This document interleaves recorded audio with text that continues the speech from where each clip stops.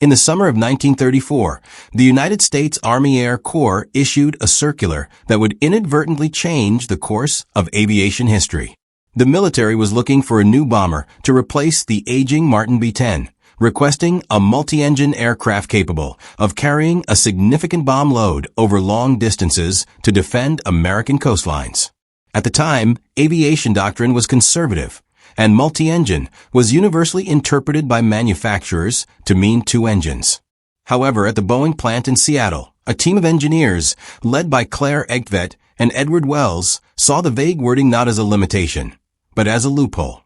Struggling financially and on the brink of bankruptcy, Boeing decided to bet the entire future of the company on a radical gamble. They would build a four-engine Leviathan in a world that was only comfortable with two. The project, designated internally as Model 299, was an engineering marvel that pushed the boundaries of existing technology. While competitors like Douglas and Martin drafted sensible, twin-engine designs that fit the budget, Boeing poured its remaining resources into creating an aluminum giant. The design philosophy was centered on power and endurance. The four Pratt & Whitney Hornet engines were mounted on a massive wing that was thick enough to allow a mechanic to crawl inside it during flight to perform repairs. This structural density was not accidental. Egtvedt wanted a machine that was not just a delivery system for explosives, but a self-reliant vessel capable of operating far from friendly support. When the prototype finally rolled out of the hangar in July 1935, its sheer size stunned the onlookers. It was bristling with 5 machine gun emplacements, a feature that immediately caught the eye of a reporter from the Seattle Times. Looking at the defensive armaments protruding from the gleaming fuselage, the reporter exclaimed, "Why, it's a flying fortress." Boeing quickly trademarked the name, realizing it perfectly captured the psychological projection of power they intended. The name Flying Fortress suggested invincibility, a marketing masterstroke that would later be tested by fire and steel in the skies over Germany. The aircraft's maiden flight confirmed that Boeing's gamble was technically sound. The Model 299 did not just fly, it dominated the sky. In August 1935, pilot Leslie Tower flew the prototype from Seattle to Wright Field in Ohio for the military competition. The giant aircraft covered the 2,100 miles at an average speed of 252 miles per hour, smashing existing records and arriving faster than the pursuit fighters of the day could catch it. The Army officials waiting in Ohio were flabbergasted. The Boeing entry carried twice the bomb load of its competitors and flew significantly faster. It seemed that the contract was already won. However, the complexity of the machine proved to be a double-edged sword. The Model 299 was too much airplane for one man to handle using the casual piloting habits of the era. On October 30, 1935, disaster struck during a demonstration flight at Wright Field. With Major Ployer Hill at the controls and Boeing's chief test pilot Leslie Tower in the co-pilot seat, the aircraft roared down the runway, lifted off smoothly, and began a steep climb. Suddenly, the aircraft stalled, turned on its wing, and crashed into a fiery explosion at the end of the airfield. Both pilots eventually succumbed to their injuries, and the wreckage seemed to symbolize the death of the four-engine dream. The investigation into the crash revealed a tragic, human error rather than a mechanical flaw.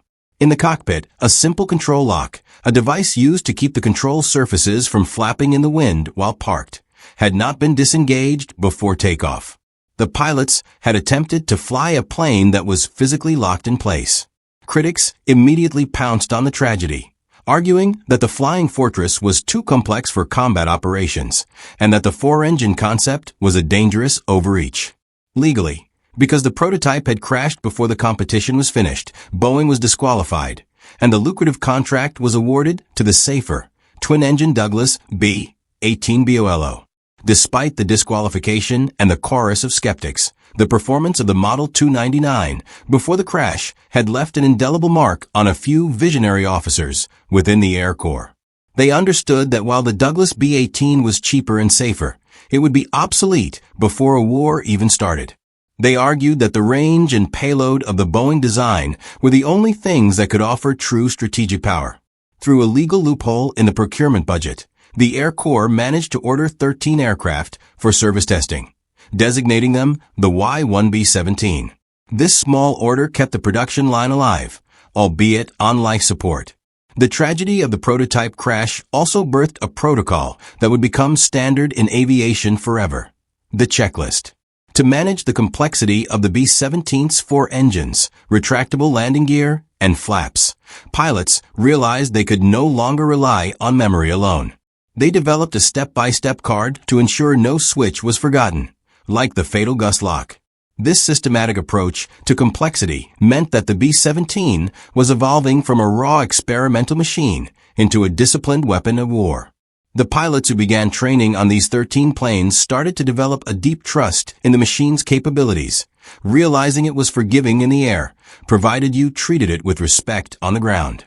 As the late 1930s approached, engineers at Boeing continued to refine the design based on the Y-1B-17 tests.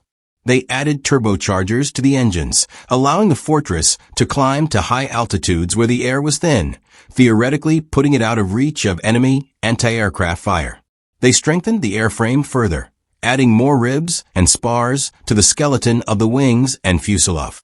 The focus shifted from pure speed to rugged dependability. Unknowingly, they were preparing the aircraft for a type of warfare that had not yet been invented. One where the plane would need to absorb punishment rather than simply outrun it. By the time war clouds broke over Europe in 1939, the B-17 had matured from a crashed prototype into a formidable, though untested, production aircraft. The initial skepticism of the American military bureaucracy had faded, replaced by a desperate need for heavy bombers.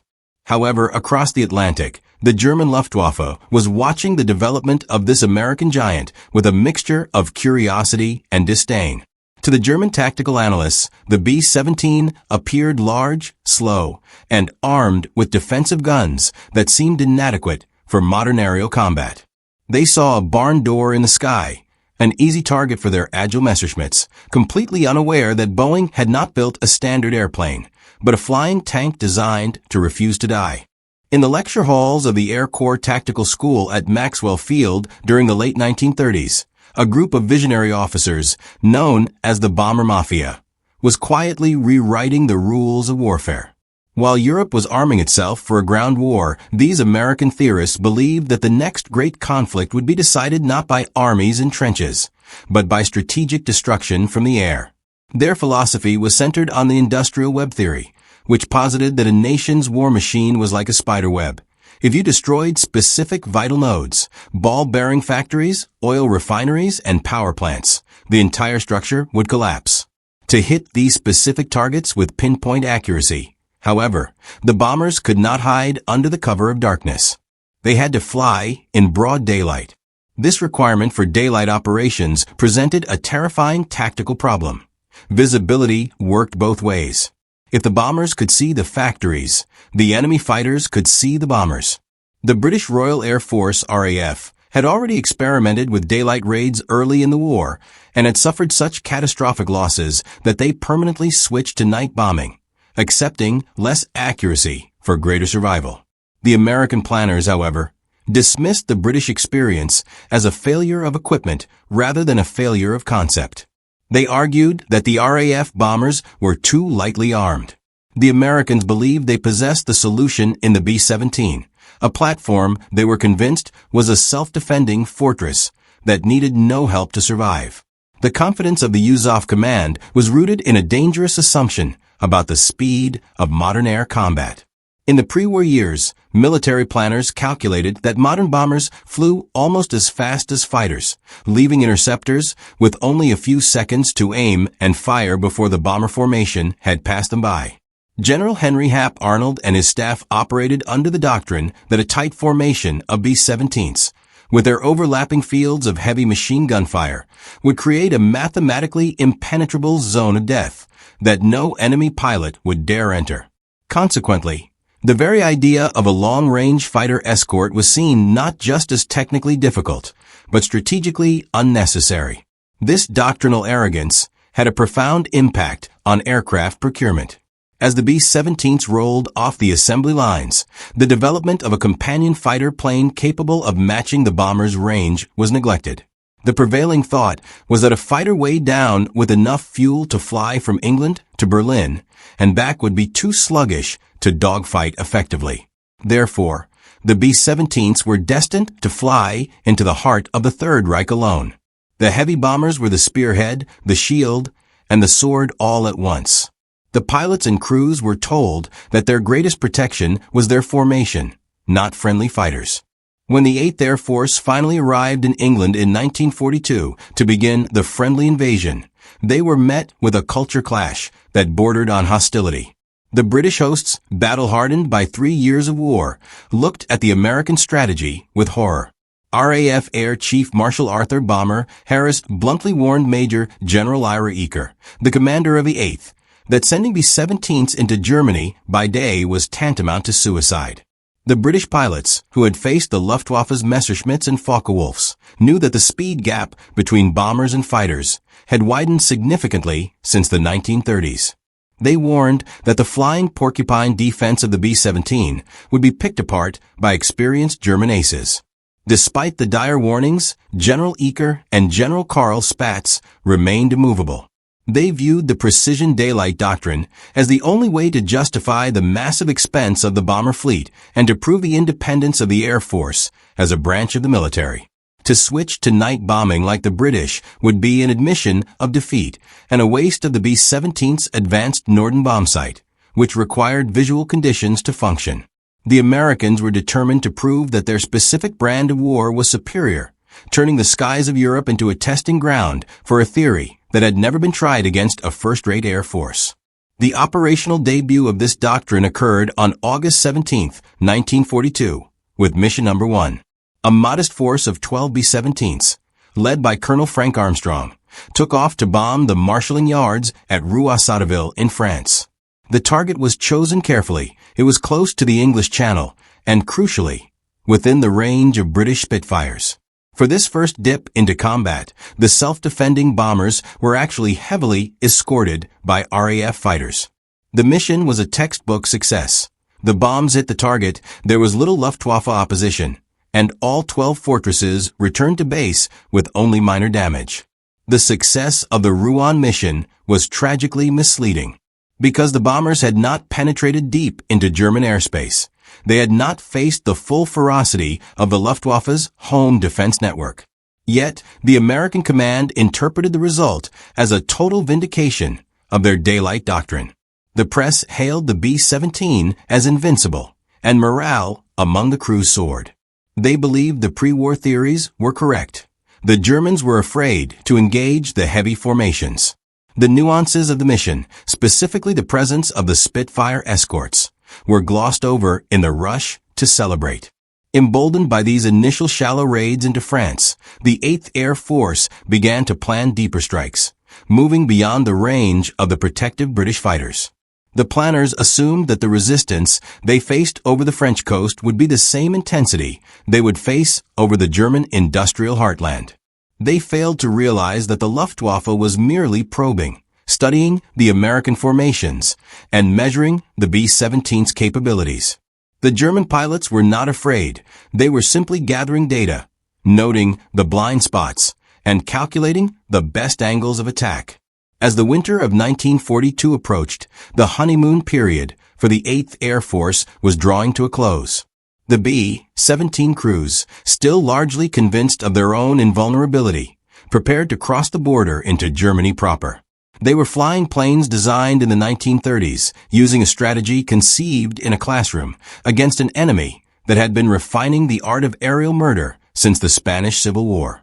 The doctrine of the unescorted bomber was about to collide with the reality of the Luftwaffe, and the price of that lesson would be paid in blood and aluminum. While the American commanders were drawing optimistic lines on maps in High Wycombe, the airspace over continental Europe was already the undisputed domain of the Luftwaffe. By late 1942, the German fighter force, or Jagdwaffe, was not merely a defensive guard. It was a highly evolved predatory organism at the absolute peak of its power.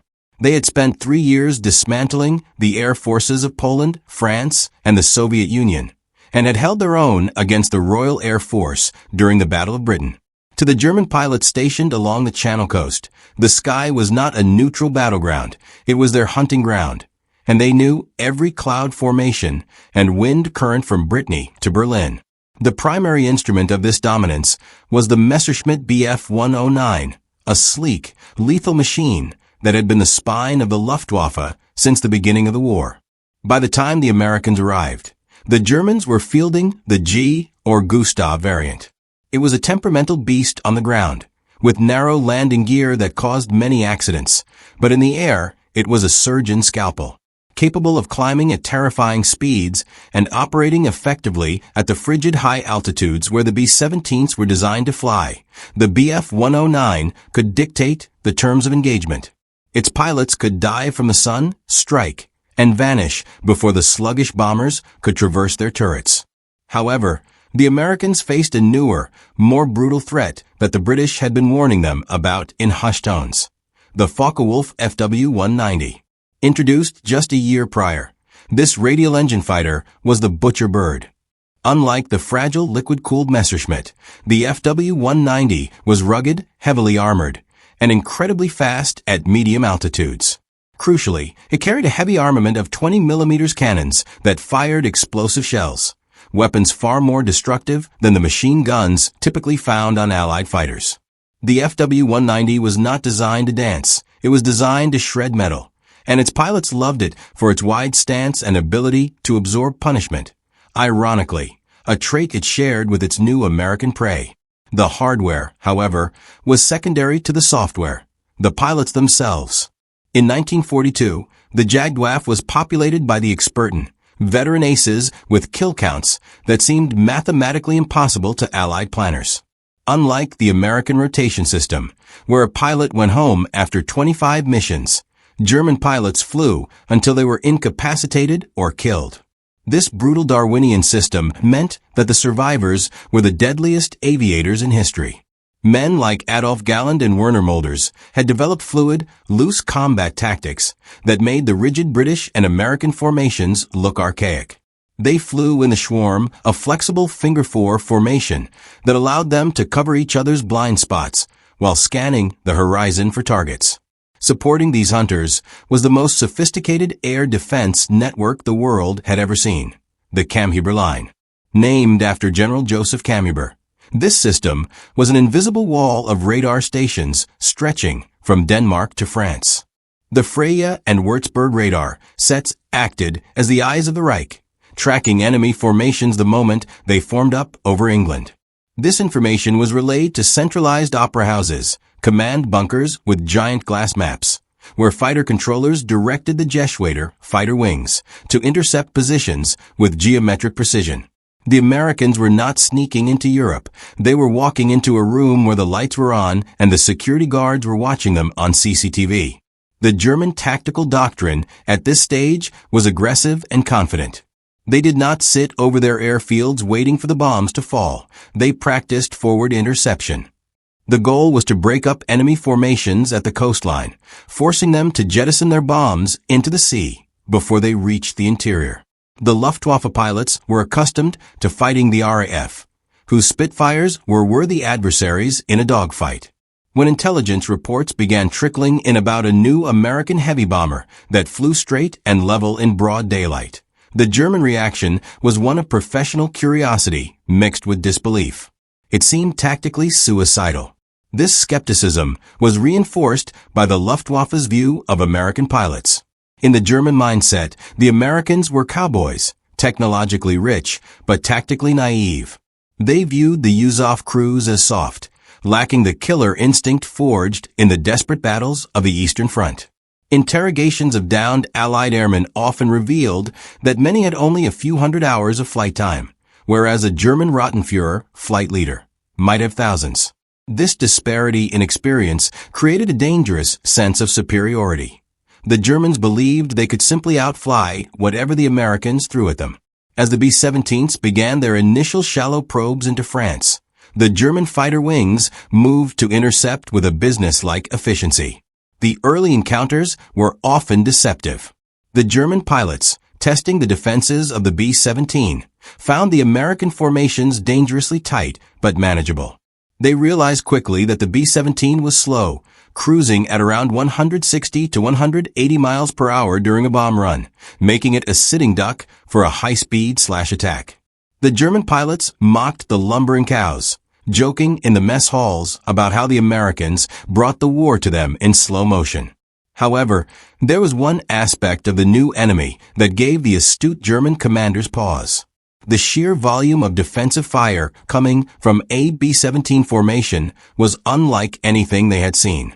While the RAF bombers at night were elusive shadows, the American combat boxes were porcupines of .50 caliber fire. Yet, in late 1942, the Luftwaffe had a solution for this too. Their 20mm cannon shells outranged the American machine guns. If a German pilot kept his nerve and fired from a distance, he could dismantle the bomber without ever entering the lethal zone of the B-17's defense. By the dawn of 1943, the trap was set. The Luftwaffe had the planes, the pilots, the radar, and the tactics.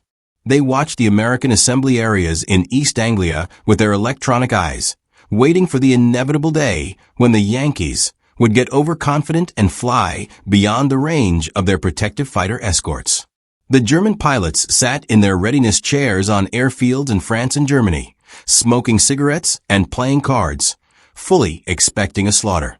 They regarded the B-17 not as a fortress, but as a challenge to their scoreboards, a challenge they were more than ready to accept.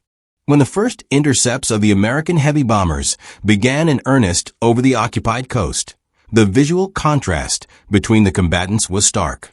To a German pilot sitting in the cramped, high-performance cockpit of a Messerschmitt Bf 109, the B-17 did not look like a weapon of war. It looked like a civilian airliner that had taken a wrong turn. The bombers were immense, glistening silver or painted in drab olive, and they moved with a ponderous, agonizing slowness.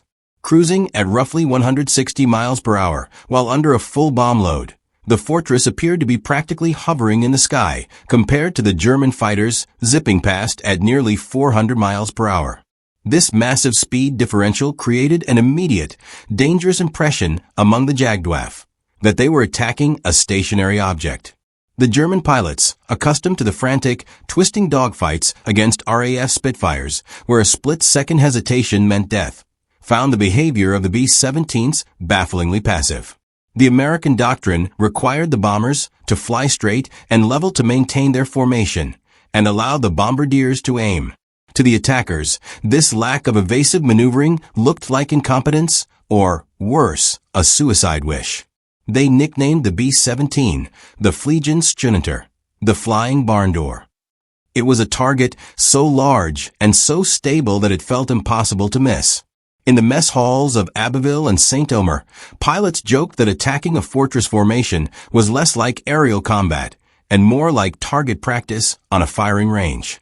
This perception was reinforced by the early tactical approach the Luftwaffe employed, the tail attack. In these opening months, German pilots stuck to the standard pursuit curve, approaching the bombers from behind and slightly above. They believed the B-17's primary weakness was its rear defense. While the tail gunner was present, the German pilots found that if they attacked in pairs or groups, they could overwhelm the lone defender. They would dive, unleash a burst of cannon fire into the engines or the fuselage, and then break away beneath the bomber. It was a rhythmic, almost leisurely cycle of attack that yielded high rewards with seemingly low risk. Furthermore, the early American formations were plagued by a lack of discipline that played directly into German hands. The combat box theory relied on tight, cohesive spacing, but the inexperienced American crews often drifted apart, leaving wide gaps in their defensive screen. These gaps allowed German fighters to isolate individual bombers, cutting them from the herd like wolves hunting bison. Once a B-17 was separated from the formation, a straggler, it lost the mutual protection of its wingman's guns. These lone bombers were picked apart with ruthless efficiency, convincing German pilots that the fortress was only strong on paper. The destructive power of the German 20mm Minengeschoss mine shell ammunition also contributed to the initial dismissal of the B-17's durability. Unlike a solid bullet that punched a hole, these thin-walled shells were packed with high explosives designed to detonate on contact. Early gun camera footage showed massive chunks of aluminum tearing off the bombers when hit. Rudders vanished, stabilizers shredded, and engines caught fire with satisfying regularity. Seeing such catastrophic damage inflicted by a single burst gave the German pilots a false sense of economy.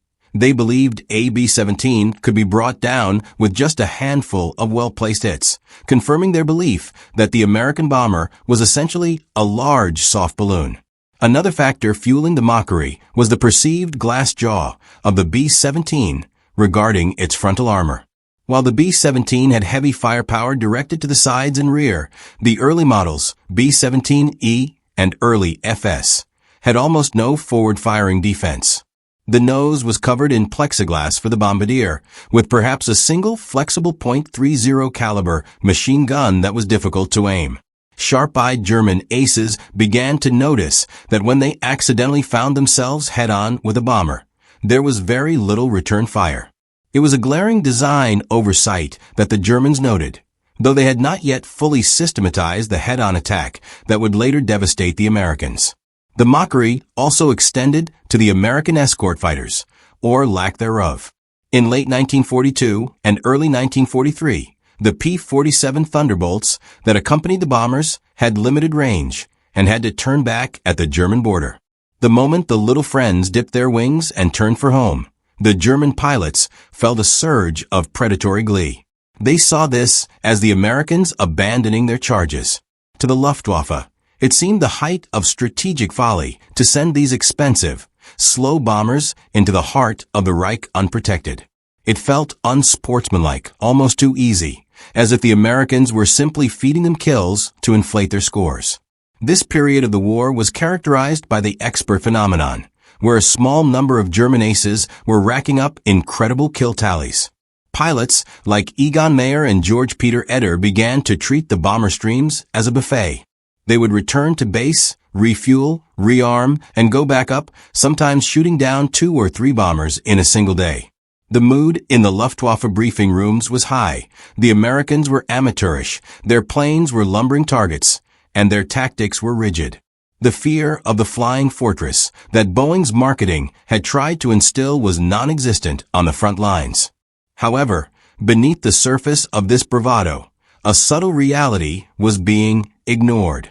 The kills the Germans were claiming were often the stragglers, the damaged planes, or the crews that panicked. They were less successful against the center of a tight formation. The German pilots were falling into a confirmation bias trap. They remembered the B-17s that exploded easily and forgot the ones that absorbed the fire and kept flying. They were judging the entire fleet by its weakest members. As the spring of 1943 wore on, the tenor of the after-action reports began to shift ever so slightly. While the barn door jokes continued, pilots began noting that some of these barn doors were strangely stubborn. They would report emptying their entire ammunition drums into a bomber, seeing it smoke and shed debris, only to watch it hold its formation and fly on. The easy kills were becoming rarer, and the target practice was starting to shoot back with increasing ferocity. The Luftwaffe was still the master of the air, but the target was beginning to harden, hinting that the days of effortless victories were numbered.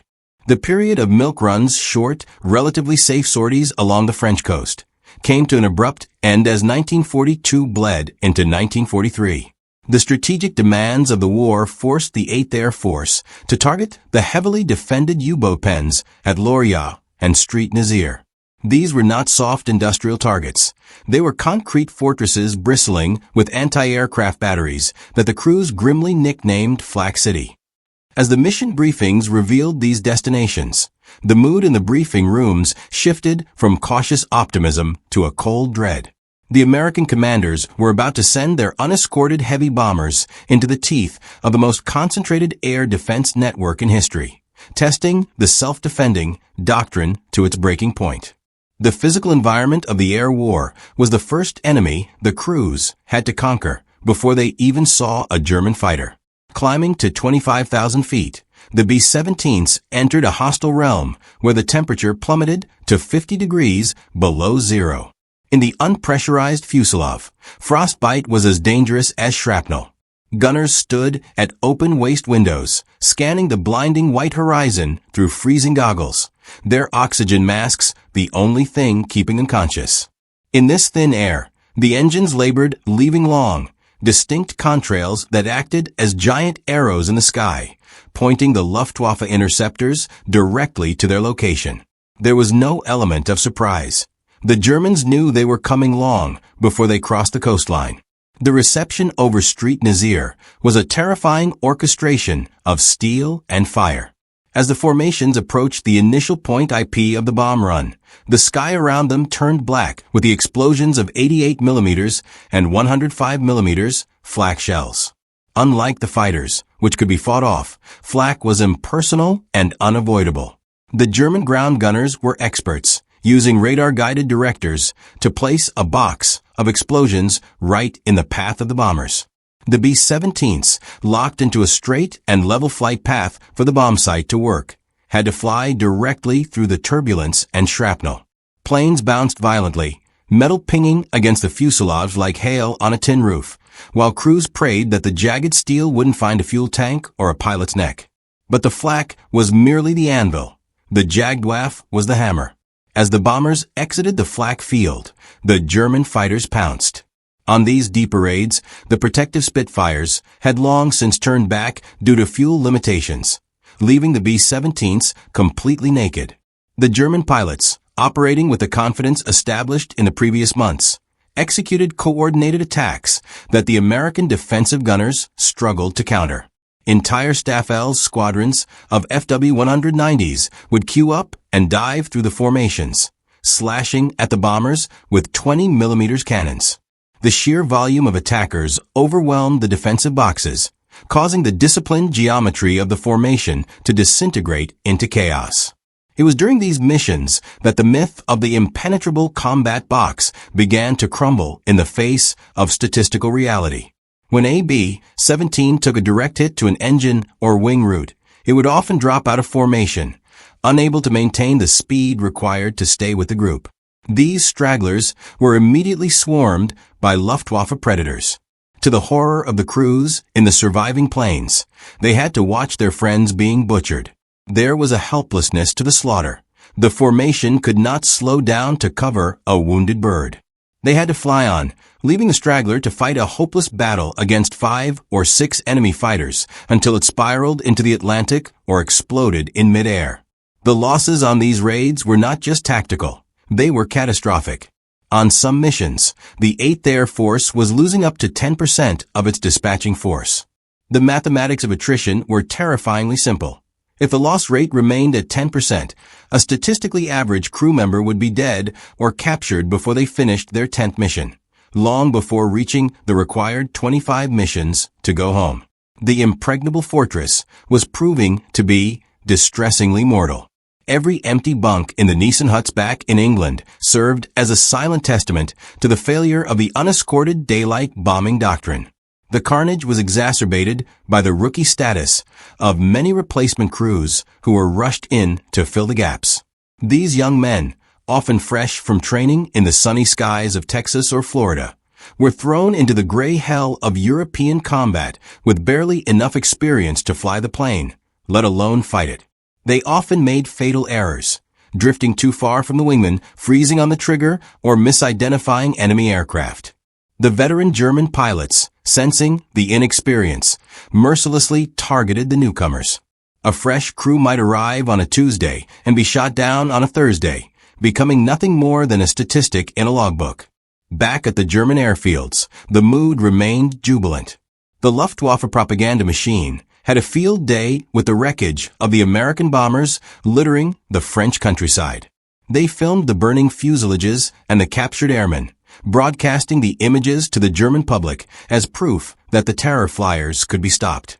To the German High Command, the high loss rates of the Americans confirmed their assessment. The daylight bombing offensive was a strategic error that would bleed the USAF dry. They believed they were winning the war of attrition, shooting down bombers faster than America could build them or train crews to fly them. Inside the B-17s that did manage to limp home, the floorboards were often slick with hydraulic fluid and blood. The crews who survived these early disasters were changed men. The swagger of the training days was gone, replaced by the 1,000-yard stare of combat fatigue. They had seen B-17s blow up, snap in half, and spin uncontrollably with men trapped inside. They began to realize that their survival depended less on the fortress armor and more on sheer luck. The bravado of the Flying Fortress name now felt like a cruel joke. To the men inside, it felt less like a fortress and more like an aluminum coffin. Yet, amidst the slaughter, a grim determination began to take root. The crews that survived Street Nazir and Loria were becoming harder, colder, and more cynical. They stopped trusting the brass's promises of safety and started trusting only each other. They began to modify their guns, tweak their formations, and learn the hard lessons of survival. The German pilots mocked the burning wreckage, thinking they had broken the American spirit. They didn't realize that by stripping away the Americans' innocence, they were forging a weapon of vengeance. The 8th Air Force was being bloodied, battered, and nearly broken, but it was not turning back. By the spring of 1943, the Luftwaffe's initial disdain for the B-17 was being replaced by a grudging professional frustration. While the flying barn door was still relatively slow, the combat box formations had tightened significantly, and American gunnery had improved.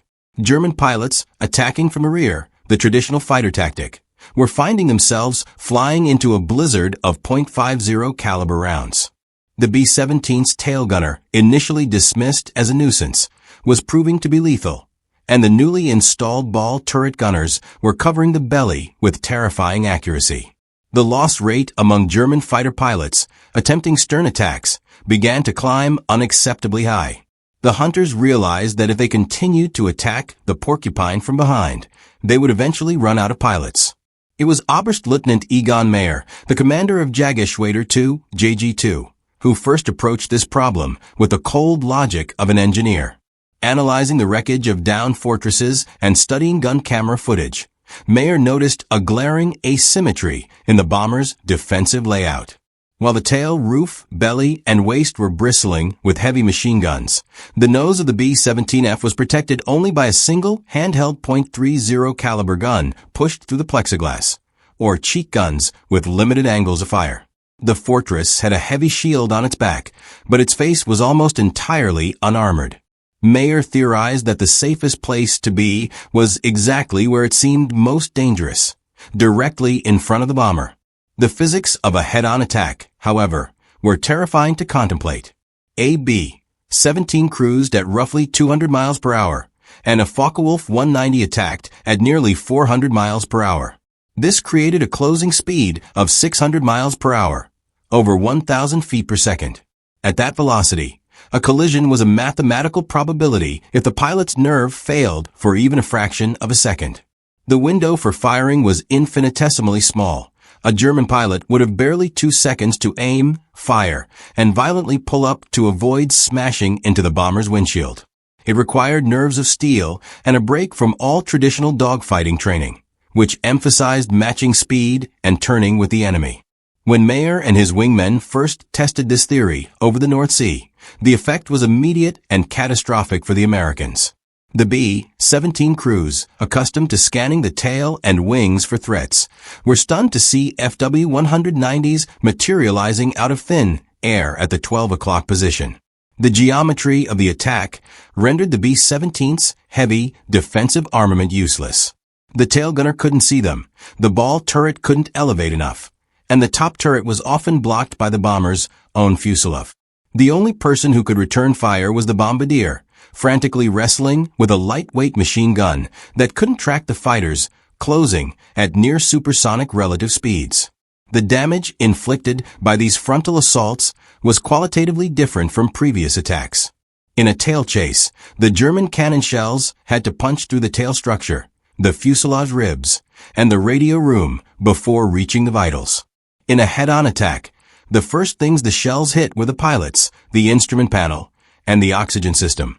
The FW-190s were effectively firing straight down the throat of the B-17. Rounds smashed through the plexiglass nose, instantly killing the bombardier and navigator, before tearing into the cockpit. Bombers that had previously absorbed thousands of rounds from the rear were now dropping out of the sky after a 2-second burst to the face. The psychological impact on the American crews was devastating. War is usually an impersonal affair of machines firing at machines, but the head-on attack was deeply personal. The pilots and co-pilots, strapped into their seats, were forced to watch their executioners hurtling toward them. They could see the winking flashes of the 20mm cannons and the distinct radial engines of the FW-190s growing larger by the millisecond. It was a game of chicken, where the bomber could not swerve.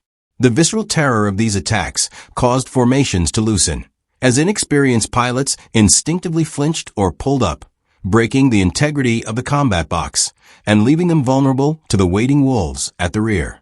Seeing the success of JG-2, the tactic, dubbed the 12 o'clock high attack, spread like a virus through the Jagdwaffe. General Adolf Galland, Inspector Fighters, ordered the tactic standardized. Squadrons across France and Germany began practicing head-on intercepts. They refined the maneuver. Fighters would fly parallel to the bomber stream, race ahead to get well in front, turn 180 degrees, and then come in four abreast, a company front of firing cannons. It was a conveyor belt of destruction.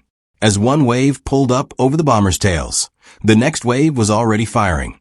The structural weakness of the B-17 was further exploited by the specific aim points the Germans selected.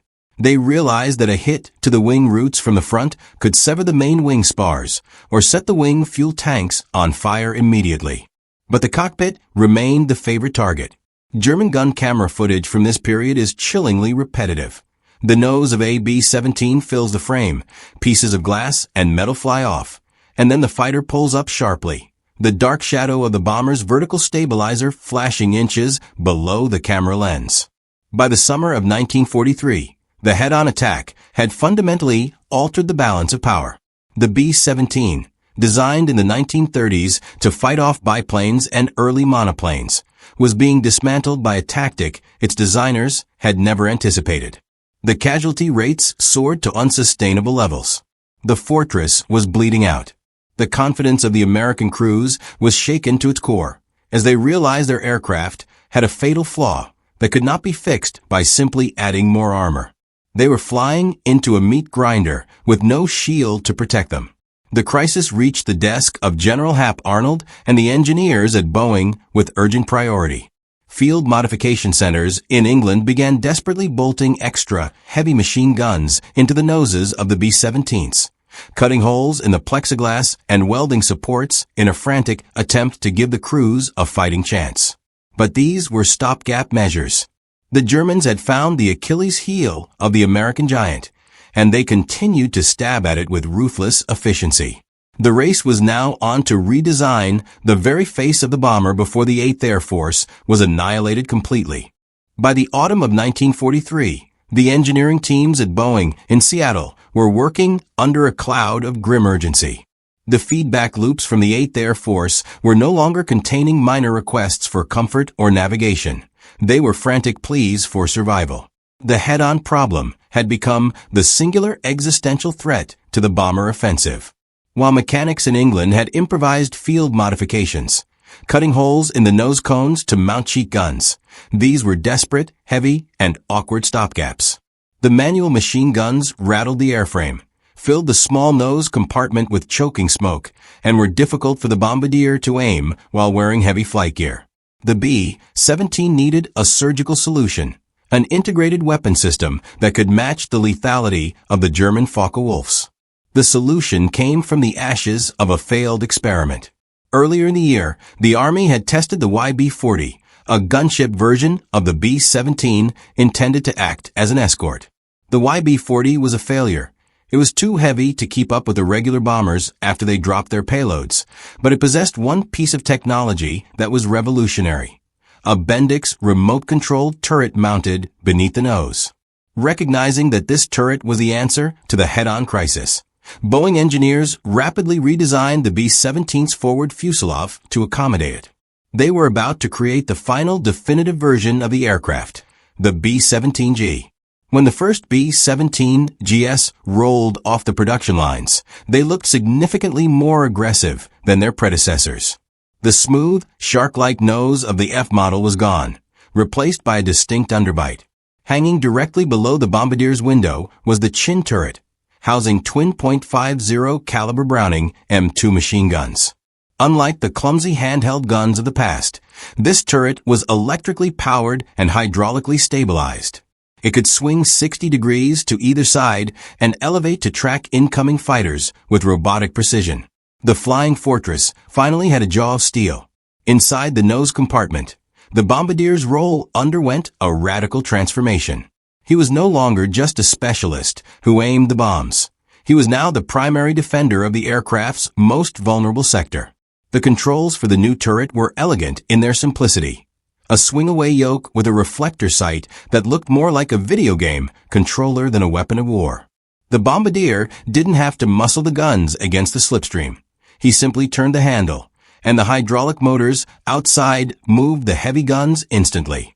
This allowed for smooth, steady tracking of fast-moving targets, a capability that had been physically impossible with manual mounts.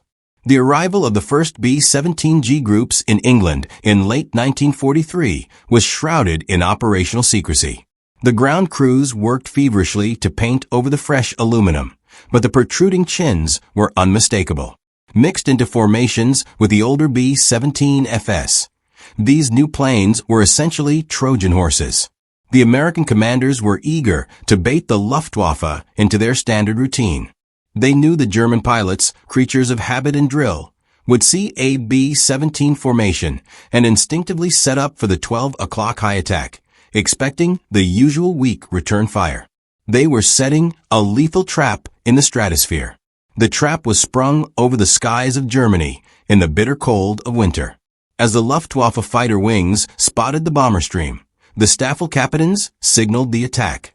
Following the script that had worked so well for months, the FW-190s and Bf-109s swung around to the front, lining up the noses of the bombers in their sights. They committed to the head-on run, banking on the 2 seconds of safety they usually enjoyed before breaking away. They expected to see the panicked maneuvering of the bombers or the sporadic tracer fire of a single cheat gun. Instead, they flew into a wall of lead. As the German fighters closed in, the B-17GS opened fire at ranges previously thought impossible. The chin turrets, steady and relentless, spewed a concentrated stream of armor-piercing incendiary rounds directly into the flight path of the interceptors. The rate of fire was devastating, roughly 1,600 rounds per minute combined from the twin barrels. For the German pilots, the shock was total. The blind spot had not just been closed.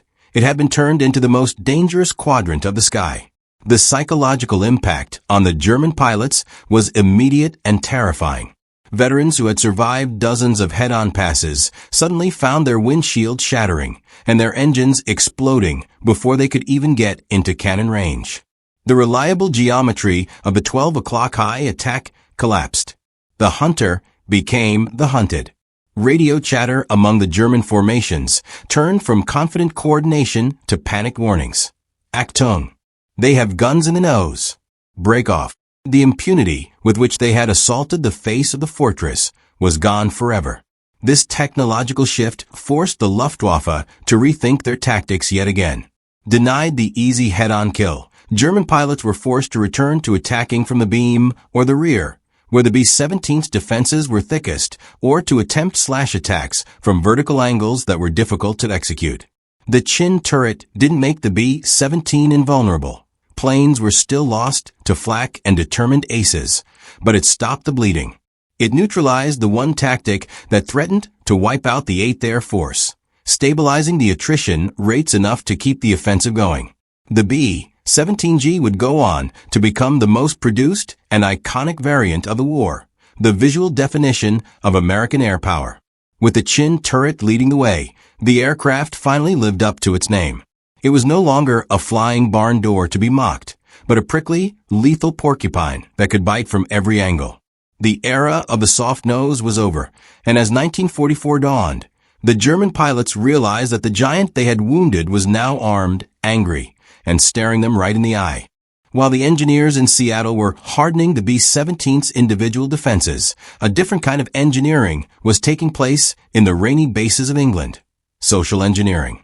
Colonel Curtis LeMay, a gruff and pragmatic commander of the 305th Bomb Group, realized early on that a single B-17, no matter how heavily armed, was vulnerable. The early loose formations, where pilots flew comfortably apart to avoid collision, were leaving fatal gaps for the Luftwaffe to exploit. LeMay, often flying the lead aircraft himself with a cigar clamped between his teeth, instituted a radical and unpopular discipline, the combat box. He demanded that his pilots fly not just near each other, but in a rigid, geometrically calculated three-dimensional stack that would transform a squadron of planes into a singular, impregnable organism. The geometry of the combat box was a masterpiece of defensive logic. It was not a flat V formation like a flock of geese, which left the rear planes exposed. Instead, it was a staggered vertical arrangement. A standard box consisted of three elements: a lead squadron flying at a baseline altitude, a high squadron flying above and to the right, and a low squadron flying below and to the left. This stepped arrangement ensured that every gun on every bomber had a clear field of fire without hitting a friendly wingman. It created a dense cube of airspace where hundreds of .50 caliber machine guns could be brought to bear on any angle of attack simultaneously.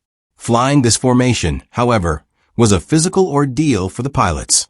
Maintaining a position only wingspans away from another 30-ton bomber, while fighting the turbulence of prop wash and the thin air at 25,000 feet, required intense concentration. Pilots could not engage the autopilot. They had to manually wrestle the yoke and constantly feather the throttles to stay in the slot. In the freezing cockpits, pilots would often land drenched in sweat, their muscles aching from the hours of constant micro-adjustments. LeMay's order was absolute. No evasive action was to be taken over the target. Even when the flak bursts were rocking the planes, the formation had to remain glued together. To break the box was to die. The result of this discipline was a defensive screen of terrifying density.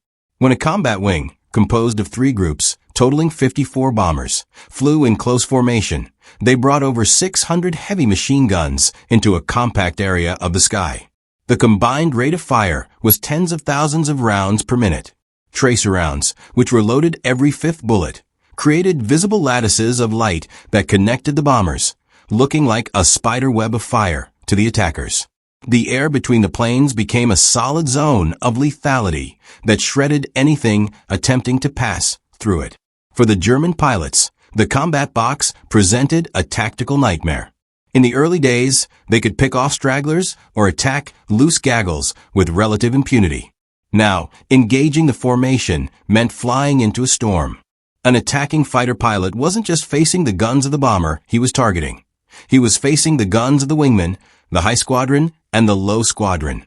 Triangulated fire converged on the interceptors from multiple distances. Luftwaffe pilots reported that approaching a tight combat box felt like flying into a blast furnace. The sheer volume of lead in the air forced many less experienced pilots to break off their attacks early, dropping their aim to save their own lives. The defensive integrity of the box relied heavily on the integrity of the group. If one plane was shot down, the formation had to immediately contract. Wingmen would slide into the vacant position, closing the gap like a Roman phalanx stepping over a fallen soldier. This ruthlessness was essential. A gap in the formation was an open door for a Focke-Wulf to dive through and rake the exposed bellies of the group. The commanders drilled into their crews that their safety lay in their proximity to their friends. The closer you flew, the safer you were, a paradox that went against every pilot's instinct to shy away from collision. The low squadron in the low group of the wing formation earned a grim reputation as the coffin corner. Positioned at the bottom and rear of the formation, these planes were the most exposed to attacks from below and behind, and they had the least amount of covering fire from the rest of the group. Being assigned to the tail end of the low squadron was seen as a death sentence by many crews. Yet, even in this vulnerable spot, the collective firepower was the only thing that kept the Luftwaffe at bay. The box turned the bomber stream into a prickly porcupine that was painful to touch anywhere. However, the combat box had a significant drawback. It made the bombers a singular, dense target for anti-aircraft artillery. German flak gunners on the ground loved the tight formations. A single shell exploding in the center of a box could damage 3 or 4 aircraft at once. Shrapnel from a hit on a lead plane could drift back and puncture the engines of the planes behind it. Furthermore, if a bomber took a direct hit and exploded, the debris field became a lethal shotgun blast for the wingmen. Crews watched in horror as friends collided with each other after being hit, spiraling down in a tangled mass of wreckage. It was a brutal trade-off. Bunch up to survive the fighters, but risk mass destruction by flak. Despite the risks, the combat box proved to be the only way the 8th Air Force could sustain its offensive in 1943. It forced the Luftwaffe to expend massive amounts of ammunition and fuel to bring down even a single bomber. The German tactics of isolating individual planes became obsolete. They now had to invent new, heavier weapons, rockets and air-to-air bombing, to try and break the formation apart from a distance. The box had forced an escalation in the technology of killing. As the bombers droned over Europe, the sight of hundreds of B-17s locked in rigid formation became a symbol of American industrial might and discipline. To the people watching from the ground, both friend and foe, the contrails weaving together into a massive sheet of white cloud signaled a relentless, crushing force. The flying fortress was no longer just a plane. It was a brick in a flying wall. The pilots might have been terrified, freezing, and exhausted, but as long as they held that formation, they were a force of nature that not even the best pilots of the Jagdwaffe could easily dismantle. By the autumn of 1943, the strategic air war had devolved into a brutal test of wills, culminating in a mission that would forever be etched in history as Black Thursday. The target was Schweinfurt, a medieval Bavarian city that produced the vast majority of Germany's ball bearings, the tiny, friction-reducing spheres essential for everything from tank treads to aircraft engines. The American planners believed that smashing these factories would grind the Wehrmacht to a mechanical halt. However, Schweinfurt lay deep inside Germany, far beyond the range of any Allied fighter escort. To reach it, the B-17s would have to fly a gauntlet of nearly 400 miles of hostile airspace, relying solely on their combat boxes and the newly installed chin turrets for survival. On the morning of October 14, 1943, 291 flying fortresses rumbled off the runways in England, embarking on a mission that was less a raid and more a gladiatorial sacrifice. The mission began with an ominous sense of déjà vu, as the short-range P-47 Thunderbolt escorts reached their fuel limits near Aachen. As the little friends dipped their wings and turned back toward England, the Luftwaffe was waiting. This was not a localized interception. General Adolf Galland had stripped the Western Front of every available fighter, scrambling units from as far away as Hamburg and Berlin. The German radar controllers had tracked the massive bomber stream assembling over the Channel and knew exactly where they were going. As the last Thunderbolt vanished into the mist, the sky ahead of the bomber stream darkened with swarms of enemy aircraft. The Luftwaffe did not attack in waves. They attacked in a continuous, rolling tsunami of metal. The ferocity of the German assault on Black Thursday was unlike anything the 8th Air Force had ever encountered. The Luftwaffe threw their entire tactical playbook at the Americans. While the FW-190s executed their terrifying head-on passes, the Germans introduced a new, horrifying weapon, air-to-air rockets. Twin-engine heavy fighters, the Bf-110s and Me-410s, sat safely out of range of the B-17's defensive guns and lobbed large 21 centimeters Werfer granite rockets into the tight formations. These projectiles, originally designed for infantry mortars, detonated with the force of artillery shells. They were not meant to hit specific planes, but to break up the formations, scattering the bombers like frightened sheep, so the single-engine wolves could move in for the kill. The carnage that followed was apocalyptic. Within minutes of crossing the German border, The integrity of the American formations began to collapse. B-17s were exploding in midair, disintegrating into showers of aluminum confetti and burning fuel. Parachutes blossomed by the dozens, creating a macabre trail of white silk marking the bomber's path. Inside the surviving planes, the noise was deafening, a cacophony of roaring engines, rattling machine guns, and the sickening thud of flak shrapnel tearing through the fuselage. Gunners slipped on spent shell casings and blood, frantically firing until their barrels glowed red-hot. Yet the German fighters seemed infinite in number. For the German pilots, the battle was an exhausting frenzy of slaughter. Many aces flew multiple sorties that day, landing only to refuel, rearm, and take off again to catch the bombers on their return leg. However, the sheer durability of the B-17 was exacting a heavy toll on the attacker's psyche and resources. German gun camera footage from Schweinfurt shows fighters emptying their entire ammunition loads into a single bomber, watching pieces fly off, engines catch fire, and wings shred, only to see the flying fortress refuse to fall. The Luftwaffe was shooting down planes, but they were losing aircraft and pilots in the process, ramming into debris or falling victim to the concentrated crossfire of the desperate American gunners. Despite the slaughter, the bomber stream possessed a grim, mechanical momentum. The survivors closed ranks, stepping over the graves of their fallen wingmen, and pressed on to the target. When they finally reached Schweinfurt, the city was obscured by smoke screens and flak, but the lead bombardiers located the ball-bearing plants. With robotic discipline, they opened their bomb bay doors and unloaded hundreds of tons of high explosives. The factories were devastated, halting production significantly. It was a testament to the training of the crews that, in the midst of a massacre, they still managed to execute their primary mission with precision.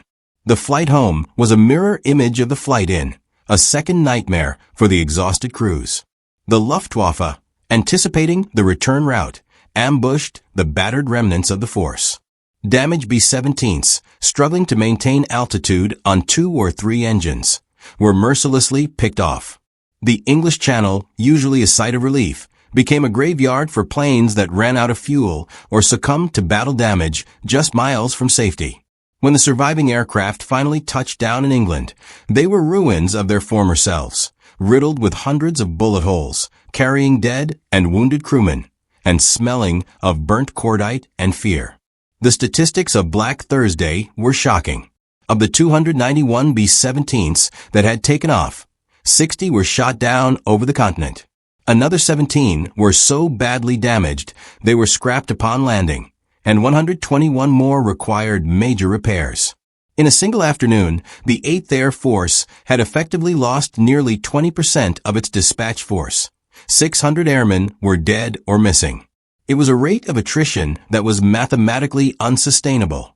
At this pace, the entire 8th Air Force would be wiped out in a matter of weeks. The self-defending bomber theory had been tested in the crucible of Schweinfurt, and it had failed catastrophically. In the German officer mess halls that night, there was celebration, but it was muted by a sense of foreboding. The Luftwaffe had claimed a great victory, destroying a massive number of enemy aircraft, but they had lost 38 of their own fighters, and, more importantly, irreplaceable veteran pilots. General Galland, reviewing the reports, realized that while they had won the battle, the tenacity of the Americans was terrifying. The sheer industrial might required to absorb such a loss, and potentially return the next day, was something the Reich could not match. It was a tactical triumph, but a strategic warning sign.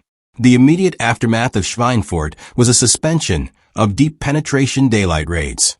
The American command, stunned by the bloodletting, realized they could not go to Berlin or Schweinfurt again without protection. The B-17s were grounded or relegated to short-range targets along the coast for months. The Luftwaffe had successfully defended the Reich's airspace, proving that without long-range escorts, the bomber offensive was doomed. But this victory was a trap. It gave the Germans a false sense of security, just as the Americans were about to introduce the one variable that would change everything. A fighter plane that could go all the way to the target and back. The Schweinfurt shock was the darkness before the dawn of the P-51 Mustang.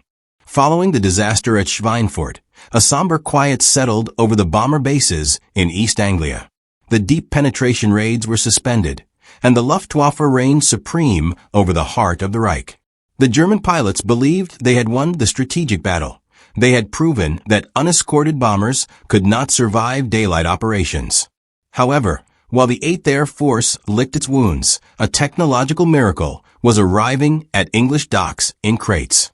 It was the P-51 Mustang, a fighter that combined a sleek American airframe with a legendary British Rolls-Royce Merlin engine. This marriage of engineering created a machine that possessed the speed of a sprinter and, crucially, the stamina of a marathon runner. The key to the Mustang's dominance was not just its engine, but a simple, unglamorous innovation: the external drop tank. Engineers had figured out how to attach large, disposable fuel tanks made of papier-mâché or metal under the wings. These tanks allowed the P-51 to fly all the way to Berlin, fight for 15 minutes, and fly home. Before this, the German pilots had a safety line on their maps, roughly near the German border, where they knew the Allied fighters had to turn back. Beyond that line, the bombers were free meat. In the early months of 1944, that line was erased. The first time German pilots encountered these new fighters deep in their own territory, there was widespread confusion. Radar operators and pilots initially misidentified them as Messerschmitts or Law Spitfires. It seemed physically impossible for a single-engine enemy fighter to be operating over the Elbe River. When the Luftwaffe rose to intercept the bombers, expecting the usual unescorted formations, they were stunned to find the sky filled with silver fighters diving on them from above.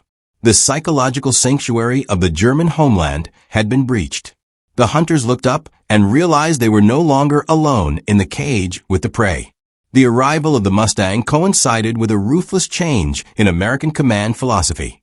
General James "Jimmy" Doolittle took over the 8th Air Force fighters and issued an order that fundamentally altered the war. Previously, American fighters were tethered to the bombers, ordered to stay close and act as a shield. Doolittle cut the leash. He ordered his pilots to pursue and destroy the enemy wherever you find him. The P-51s were no longer bodyguards, they were assassins. They began ranging miles ahead of the bomber stream, clearing the airspace and attacking the Luftwaffe while they were still forming up. This shift was devastating for the German Sturmbach battering ram tactics.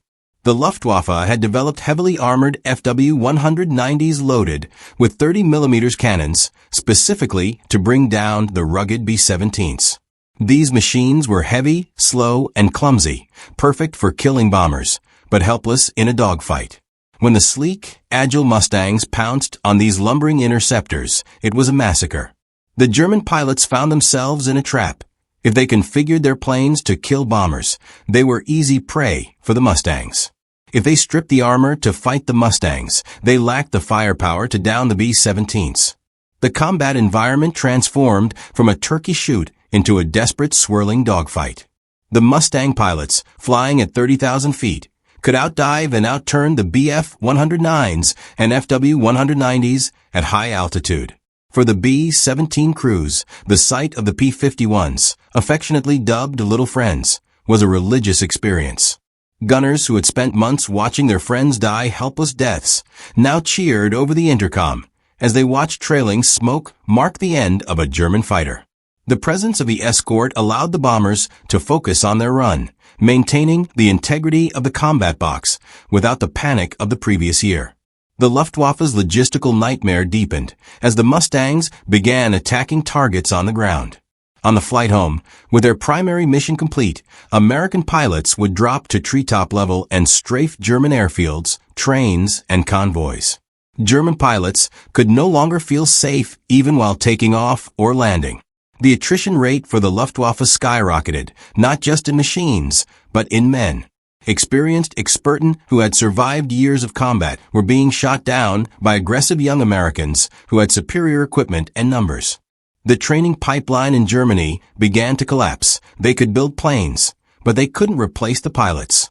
Hermann Göring, the bombastic head of the Luftwaffe, reportedly watched a flight of Mustangs over Berlin through his binoculars and whispered to his aide, "The war is lost. He knew the implications of long-range air superiority. The ability of the Allies to put fighters over the capital meant that the German industrial machine could no longer be protected. The mockery that had once characterized the German attitude toward the B-17 evaporated, replaced by a grim resignation. They were no longer fighting to win. They were fighting to survive the day. The dynamic of the air war had completely inverted.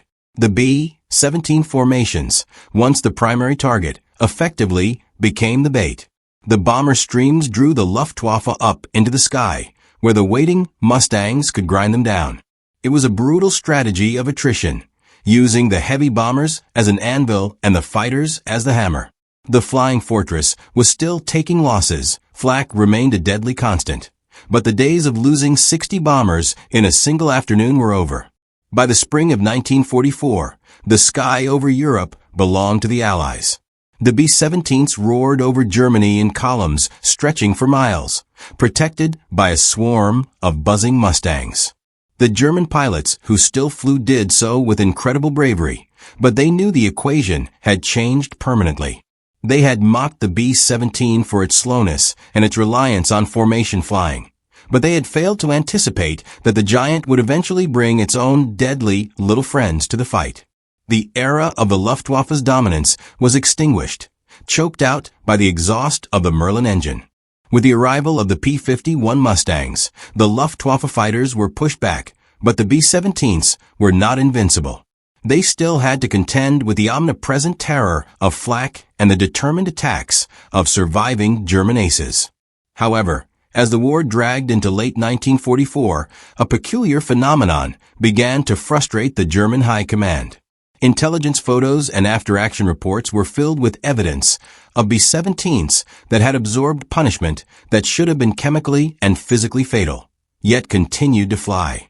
The German engineers, who prided themselves on precision, struggled to understand how an aircraft with its rudder shredded, 2 engines dead, and half a wing missing could remain airborne. The secret lay deep inside the skin of the bomber, in a design philosophy that prioritized redundancy over performance. The backbone of the B-17 survival was its fuselage construction. Unlike many contemporary aircraft that relied on a monocoque shell, where the outer skin provided the structural strength, like an egg, the B-17 used a massive internal truss system. It was built like a bridge, with heavy aluminum longerons and bulkheads forming a skeleton so rigid that the skin was almost secondary. This meant that a German 20mm cannon shell could blow a hole the size of a refrigerator in the side of the fuselage, and the plane would not snap in half. The airflow would scream through the cabin, freezing the crew, but the structural load was instantly redistributed to the remaining beams. The aircraft was essentially a flying steel girder, capable of holding its shape even when 40% of its covering was blasted away. The wings, the most critical lift-generating surfaces, were built with similar paranoia regarding strength. Running through the wings were massive tubular spars, giant aluminum pipes that looked like they belonged in naval architecture rather than aviation. These spars were designed to carry loads far in excess of what normal flight required. When a flak shell severed the tip of a wing or punched through the main surface, the remaining spars had enough tensile strength to keep the wing from folding upwards. There were documented cases of B-17s returning to base with large sections of their internal wing structure completely exposed to the wind, looking like a skeleton, yet the wing held its horizontal line, refusing to give up its lift. One of the most vital innovations hidden within the wings was the self-sealing fuel tank. Early in the war, a bullet through a fuel tank meant a fireball. But the B-17 employed Parker tanks, lined with a layer of untreated natural rubber. When a German bullet or shard of shrapnel pierced the tank, the gasoline reacted chemically with the rubber, causing it to swell instantly. This swelling plugged the hole in seconds, stopping the leak and preventing the fumes from igniting. German pilots often reported seeing a B-17 trail white vapor, atomized fuel, after a hit, only for the trail to suddenly stop as the tank healed itself. It was a biological response engineered into a machine. The resilience extended to the aircraft's nervous system, the controls. In many bombers, the flaps and landing gear were purely hydraulic. If the hydraulic lines were severed, a common occurrence in combat, the system failed. The B-17, however, utilized an electrical system for many of its components, which was far harder to knock out completely. More importantly, the flight control surfaces, ailerons, elevators, and rudder, were operated by steel cables. Boeing engineers had doubled these cables, running them along different sides of the fuselage. If a piece of shrapnel severed the control cable on the left wall, the backup cable on the right wall kept the pilot in command. It took a catastrophic, simultaneous failure of multiple systems to truly cripple the beast. The four Wright R-1820 Cyclone engines were the heart of this durability. These radial engines were air-cooled, meaning they didn't rely on a fragile liquid cooling system like the German Bf-109 or the British Spitfire. A single bullet to a liquid-cooled engine would drain the coolant, causing the engine to seize in minutes. The Cyclone, however, was a brute. It could have a cylinder head blown off, its oil line severed, and still churn out power for hours. Crews frequently reported flying home on 3, 2, or, in extreme cases, one heavily smoking engine. The sheer torque of the Cyclones allowed the B-17 to drag itself through the air even when it was aerodynamically compromised.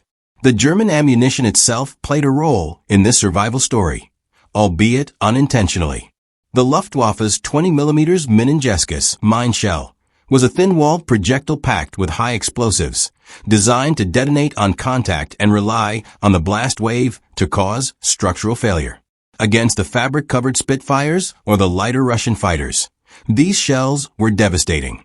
But against the heavy truss skeleton of the B-17, the blast often just stripped away the aluminum skin without severing the heavy internal beams. The German rounds were creating spectacular but superficial damage, stripping the clothes off the bomber but failing to break its bones.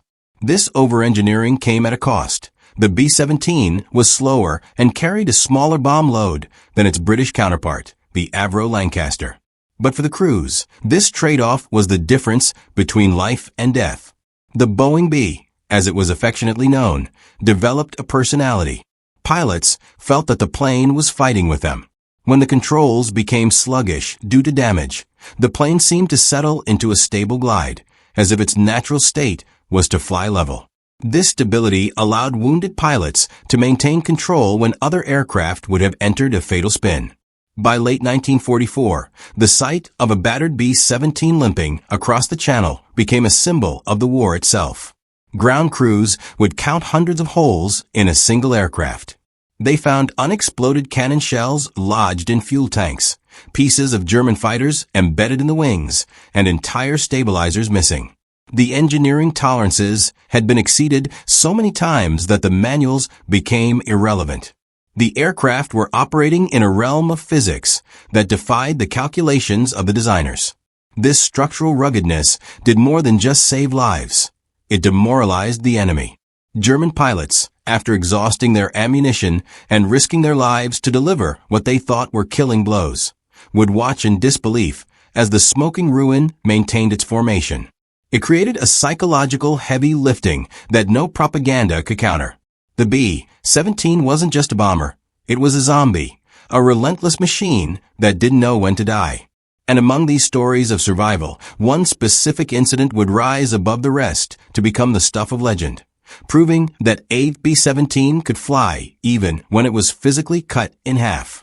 If the general theory of the B-17's durability was written in engineering blueprints, its practical examination was passed over the scorching sands of Tunisia on February 1, 1943.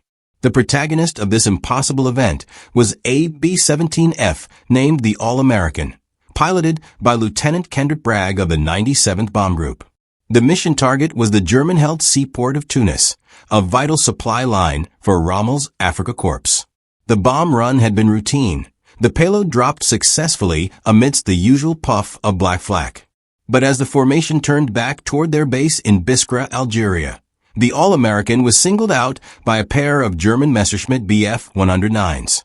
This was not to be a standard interception. It was about to become a collision of metal and fate that would defy the laws of aerodynamics. The two German fighters attacked from the nose, executing the deadly 12 o'clock high maneuver that was becoming the scourge of the bomber fleets. The lead fighter poured fire into the formation before rolling away, but the second fighter was hit by the B-17's defensive fire. Perhaps the pilot was killed instantly, or perhaps the controls were severed, but instead of diving away, the Messerschmitt entered an uncontrollable roll directly into the path of the All-American. Lieutenant Bragg pulled back on the yoke instinctively, but a 30-ton bomber does not dodge like a fighter. The collision was inevitable. The German fighter inverted and smashed into the rear fuselage of the B-17 with a sickening crunch that reverberated through the entire airframe. For a moment, the crew of the All-American thought they had disintegrated. The violent impact threw the gunners to the floor, and the aircraft shuddered as if it had hit a brick wall in the sky. As the debris cleared, the waist gunners looked toward the tail and froze in horror. The Messerschmitt's wing had sliced through the rear fuselage like a giant guillotine. The damage was grotesque. The left horizontal stabilizer was completely torn off, and the vertical fin was leaning precariously. Worse, the fuselage itself had been cut almost entirely through. The entire tail section, housing the rudder, the elevators, and the tail gunner, was hanging on by a few jagged strips of aluminum skin and one shattered longeron. From the cockpit, Lieutenant Bragg could feel the aircraft fighting to die. The control column felt mushy and unresponsive, vibrating violently as the nearly severed tail swayed in the slipstream. The All-American was no longer a rigid machine. It was hinged in the middle. Every gust of wind threatened to snap the tail off completely, which would send the bomber into an immediate, unrecoverable spin. Bragg gingerly tested the controls and realized that while the cables were stretched to their limit, they were miraculously still connected. He carefully reduced speed, knowing that too much air pressure would rip the tail away, but too little speed would cause a stall. He was flying a balancing act on the edge of a razor. The rest of the squadron watched the crippled bomber with a mixture of pity and disbelief. To the wingmen flying alongside, the All-American looked like an optical illusion. They could see daylight through the gaping hole in the fuselage. The tail section was wobbling and twisting, out of alignment with the rest of the plane. The formation leader radioed Bragg, advising him that the crew should bail out immediately, as the aircraft was structurally unsound and likely to break apart at any second. However, Bragg and his crew made a collective, silent decision. They were still flying, the engines were running, and they were going to try to bring the ship home. Inside the fuselage, the drama was quiet and intense. The waist gunners used the straps from their parachutes to try and bind the airframe together, a desperate and largely symbolic gesture against the forces of physics. The tail gunner, who had been trapped in the severed section during the collision, had to crawl back across the gaping chasm of the fuselage, staring down thousands of feet at the Tunisian desert through the hole in the floor. The crew moved with agonizing slowness to the center of the aircraft to distribute the weight, praying that their footsteps wouldn't be the final straw that snapped the spine of the bomber. The flight back to base took 90 excruciating minutes. The All-American flew alone, limping behind the main formation. Every pocket of turbulence was a heart-stopping event. Bragg had to use differential power on the engines to turn the aircraft, as using the rudder pedals put too much torque on the broken tail. The German fighters in the area, seeing the mangled wreck, reportedly didn't bother to attack it again, assuming it was already a dead ship on its way to crash. It was a ghost plane, flying on borrowed time and American stubbornness. As the airfield at Biskra came into view, a new danger emerged: the landing. Touching down required slowing the plane to stall speed and dropping the heavy landing gear, creating a shockwave of drag that could easily tear the tail off. Bragg signaled for an emergency landing. Emergency crews raced to the runway, expecting a fireball. Bragg brought the All-American in on a long, shallow approach, treating the throttle and stick with the delicacy of a surgeon. He held the nose up, refusing to let the tail wheel touch the ground until the last possible second. The main wheels kissed the runway in a perfect landing. As the speed bled off, the tail gently settled onto the tarmac. The All-American rolled to a stop, and the engines sputtered into silence. An ambulance rushed alongside, But instead of pulling bodies from a wreck, they watched the crew exit via the main door, shaken but alive. It was only when Bragg stepped out and walked to the rear of the plane that the full magnitude of the miracle became clear. The fuselage was held together by barely 15% of its structure. The metal was twisted and torn, yet the internal beams had held just enough tension to defy gravity for 300 miles. The photograph taken of the All-American on the ground that day became one of the most famous images of the war. It showed the bomber with a bite taken out of its spine, the tail hanging limply like a broken limb. When Boeing engineers later analyzed the damage, they reportedly stated that according to all aerodynamic principles, the aircraft could not fly. The All-American was eventually repaired and returned to service, but its legacy was immortal. It served as the ultimate morale booster for every B-17 crew in the theater. They looked at the photo and knew that no matter how bad the damage, the fortress could take it.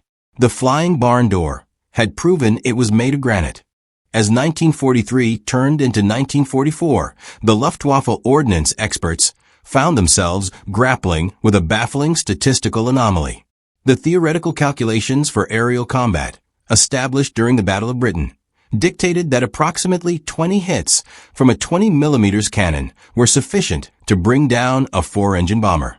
Yet, combat reports were flooding in from the front lines, describing B-17s absorbing 3 or 4 times that amount and still maintaining formation.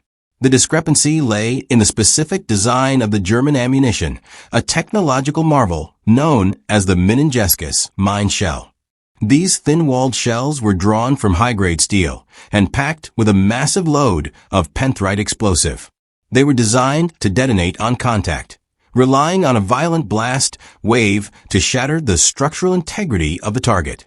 Against a fabric-covered Hurricane or the stressed skin wing of a Spitfire, a single Minengeskus was often lethal, blowing vast structural holes that caused the aircraft to disintegrate under aerodynamic load. However, when this blast-first philosophy collided with the architecture of the B-17 Flying Fortress, the physics of destruction behaved unexpectedly. The B-17 was not built like a European fighter. Its strength did not rely solely on its outer skin. Instead, the bomber was constructed around a heavy, truss-like skeleton of ribs, spars, and bulkheads. When a Minengeskus struck the side of a B-17, it would detonate instantly upon hitting the aluminum skin. The resulting explosion would strip away 2 or 3 square feet of the metal covering, creating a jagged, ugly hole. To the attacking German pilot, seeing pieces of the aircraft flying off and a bright flash of light, it looked like a catastrophic hit. But structurally, the damage was often superficial. The blast wave would dissipate through the open spaces of the lattice framework, venting harmlessly into the fuselage or through the other side of the wing, leaving the load-bearing beams scorched but intact. This phenomenon created a dangerous illusion for the German pilots. Gun camera footage from this period frequently showed B-17s engulfed in smoke and debris after a strafing run, leading pilots to confidently claim a kill.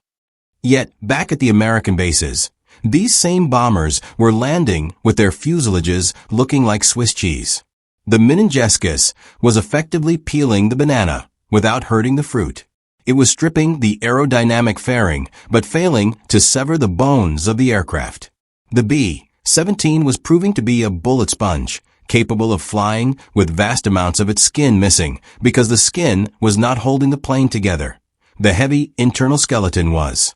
The limitations of the German 20mm round were further exposed when it struck the B-17's armor-protected areas. The Minengeskus relied on chemical energy explosion rather than kinetic energy penetration. When these high-explosive shells hit the hardened steel backing plates of the pilot seats or the armor surrounding the ball turret, they detonated on the surface. While the concussion was enough to stun the crew, the shrapnel lacked the mass to punch through the steel. American crews often reported hearing the terrifying bang-clang of shells detonating right behind their heads, only to find scorch marks on the armor plate where the explosion had been stopped cold. The German ammunition was designed to wreck airframes, not to pierce armor, and the B-17 had enough armor in critical spots to safeguard its human cargo against exactly this type of weapon. Recognizing this failure, the Luftwaffe ground crews attempted to mix the ammunition belts with armor-piercing AP rounds. However, the 20mm caliber was simply too light to be decisive against such a massive target.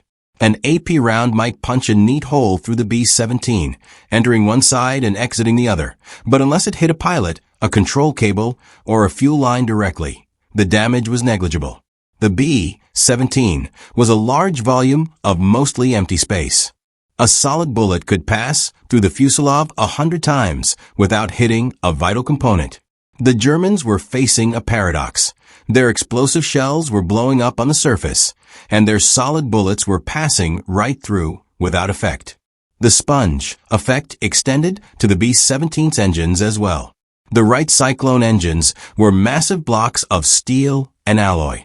A 20mm shell hitting the cylinder banks would certainly cause damage, perhaps knocking out a cylinder or severing an oil line, but it rarely caused the catastrophic explosions seen in liquid-cooled engines.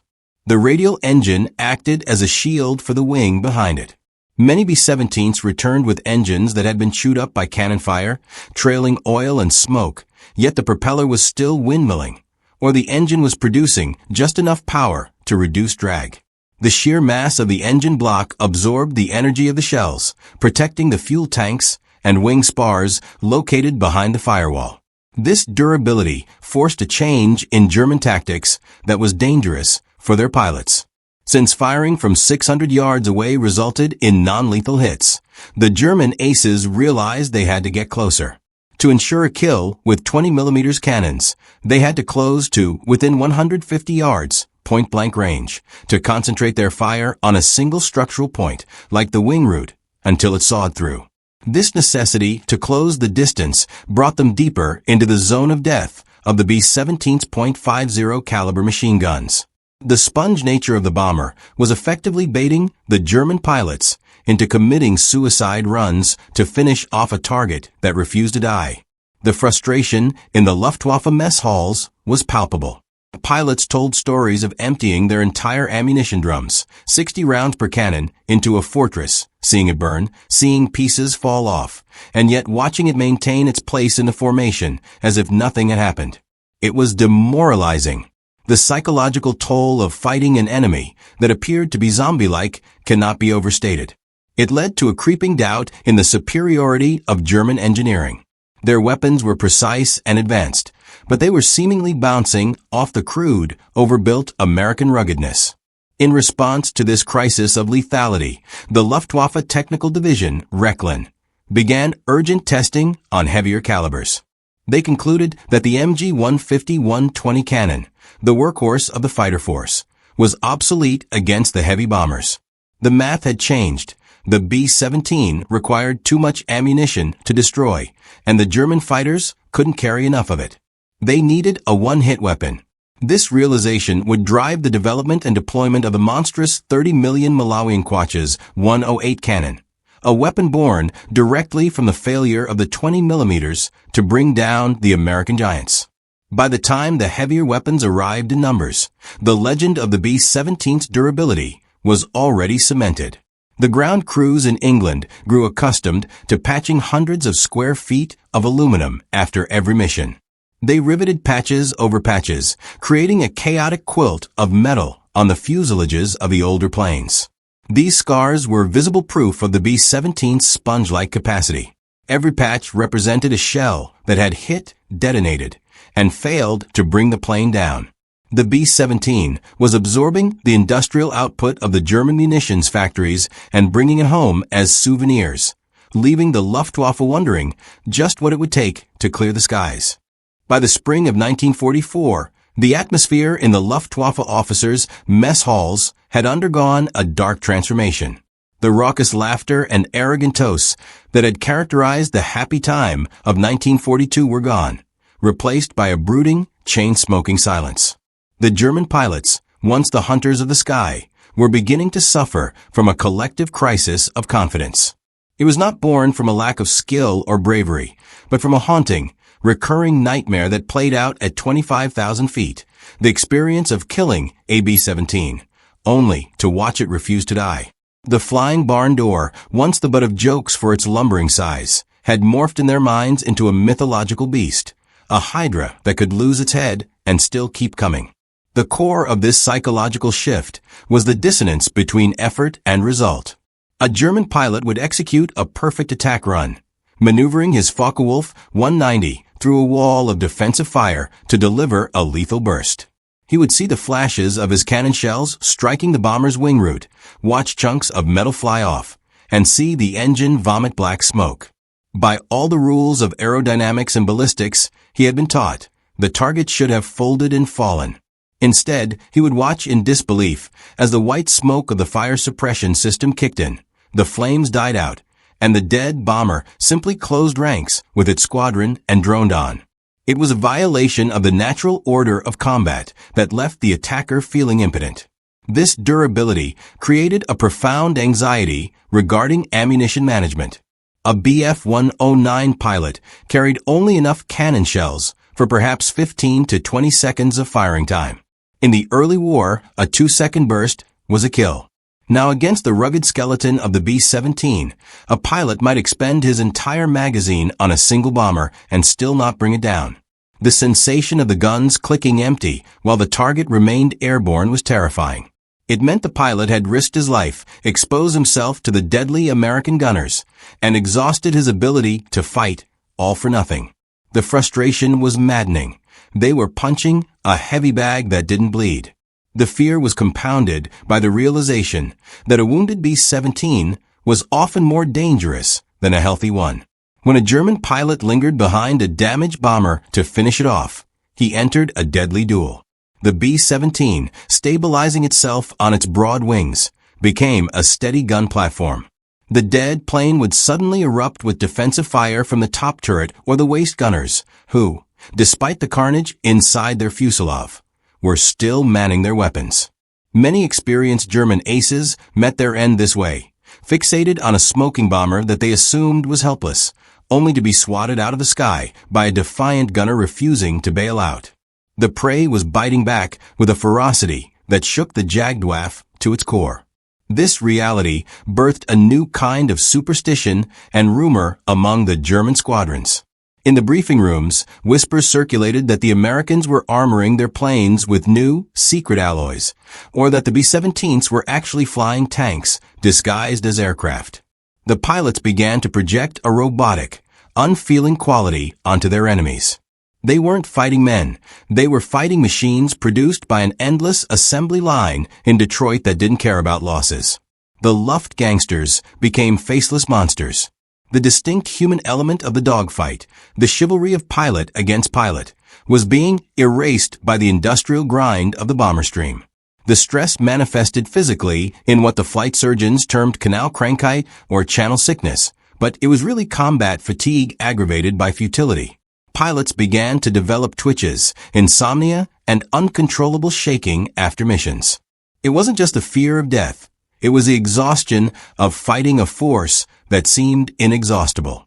They would shoot down 10 bombers on a Tuesday, and on Wednesday, the Americans would return with 20 more. The scoreboard, once a source of pride, became a meaningless tally. What was the point of being an ace with 100 kills if the enemy blocked out the sun with 1,000 new planes? Interrogations of captured American airmen revealed a cultural disconnect that further unsettled the Germans.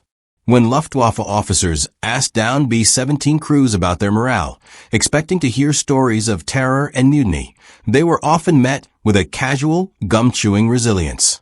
The Americans knew their planes were tough. They trusted the Boeing B to bring them home. This confidence was infuriating to the German interrogators. They realized that the durability of the aircraft was acting as a force multiplier for American morale. The U.S. crews believed they could survive, which made them willing to fly into the teeth of the German defenses day after day. The shift in perception also forced a degradation of German piloting standards. The elegance of aerial combat was abandoned. The flight leaders stopped teaching the subtle art of deflection shooting and energy management. Instead, the advice became brutal and crude. Get close. Closer. Until you can see the rivets. They realized that finesse didn't work against the B-17. The only way to kill the monster was to bludgeon it to death at point-blank range. This desperation led to higher German losses, as pilots fixated on their targets flew blindly into the crossfire of the combat boxes, trading their lives for a chance to bring down just one Wehrmacht four-engine bomber. Even the language on the radio frequencies changed. The professional, clipped tones of 1942 were replaced by shouting, cursing, and panic. The recordings of radio chatter from this period capture the sound of men pushed beyond their limits. "The bastard won't go down" was a common refrain screaming through the headsets. The cool detachment of the hunter was gone, replaced by the frantic energy of a man trying to stop a steamroller with a hammer. The psychological dominance of the air war had flipped. The Germans were no longer the masters of the air, but desperate defenders trying to hold back a tide of aluminum. By late 1944, the B-17 had achieved a victory that was not measured in bomb tonnage, but in the mind of the enemy. It had broken the spirit of the Jagdwaffe. The German pilots still flew, and they still fought with desperate courage, but the belief in victory had evaporated. They looked at the B-17 not with mockery, but with a weary respect and a deep, abiding hatred for a machine that absorbed their best shots and kept flying. They realized they were not fighting an aircraft. They were fighting the inevitable. The Flying Fortress had proven that it could endure more punishment than the German psyche could dish out. While the visible air war raged at 25,000 feet, a silent, invisible war was being fought in the quiet listening stations of southern England. This was the domain of the Y Service, a network of fluent German speakers who sat hunched over radio receivers, wearing heavy headphones, transcribing the tactical chatter of the Luftwaffe in real time. For years, these listeners had tracked the pulse of the German fighter force. In 1942 and early 1943, the voices they recorded were disciplined, arrogant, and professional. The German pilots sounded like sportsmen on a hunt, using crisp code words and celebrating victories with a triumphant cry of "Horrido." But as 1944 wore on, the listeners began to notice a stark, disturbing shift in the frequency. The professionalism was dissolving into chaos, and the arrogance was being replaced by the raw sound of panic. The transcripts from this period reveal the disintegration of the Luftwaffe's cohesion. Where once there was strict radio silence until the moment of attack, the airwaves were now cluttered with arguments, shouting, and confusion. The Y Service operators began to hear German pilots openly questioning their orders. When ground controllers vectored fighters toward the massive American bomber streams, the responses were no longer immediate acknowledgments. Instead, the listeners heard hesitation, excuses about fuel shortages, or claims of mechanical failures. The fear of the B-17 formations, the sheer density of their defensive fire, was audible. One intercept captured a pilot screaming at his wingman, "Don't go in there. It's a wall of fire. Break off." The Flying Fortress had ceased to be a target. It had become an environmental hazard that the pilots were terrified to enter. The specific language used to describe the B-17s also underwent a telling evolution. In the early days, German pilots had derisively referred to the bombers as mobile wagon, furniture vans, or fat cars, implying they were slow, lumbering haulers ripe for the picking. By mid-1944, the tone of these nicknames had darkened. The bombers were now referred to with terms that suggested monstrosity or endlessness, such as Dick Otto's fat cars, but spoken with dread rather than mockery. The listeners noted that the excitement of spotting a formation was gone. In its place was a weary resignation. "There are hundreds of them," a pilot was recorded saying in a flat, dead voice. "They stretch from horizon to horizon. Where is the Luftwaffe? Where are we?" The frustration with the B-17's durability, previously only discussed in mess halls, spilled out onto the open airwaves. Allied intelligence officers were fascinated to hear German pilots venting their rage in real time during combat. Transcripts recorded pilots cursing the American engineering. "I hit him. I saw the pieces fly. Why won't he fall? followed by the desperate realization that the bomber was still returning fire. This real-time feedback was invaluable to the Allied commanders. It confirmed that the structural ruggedness of the B-17 was not just saving American lives. It was actively destroying the mental state of the enemy.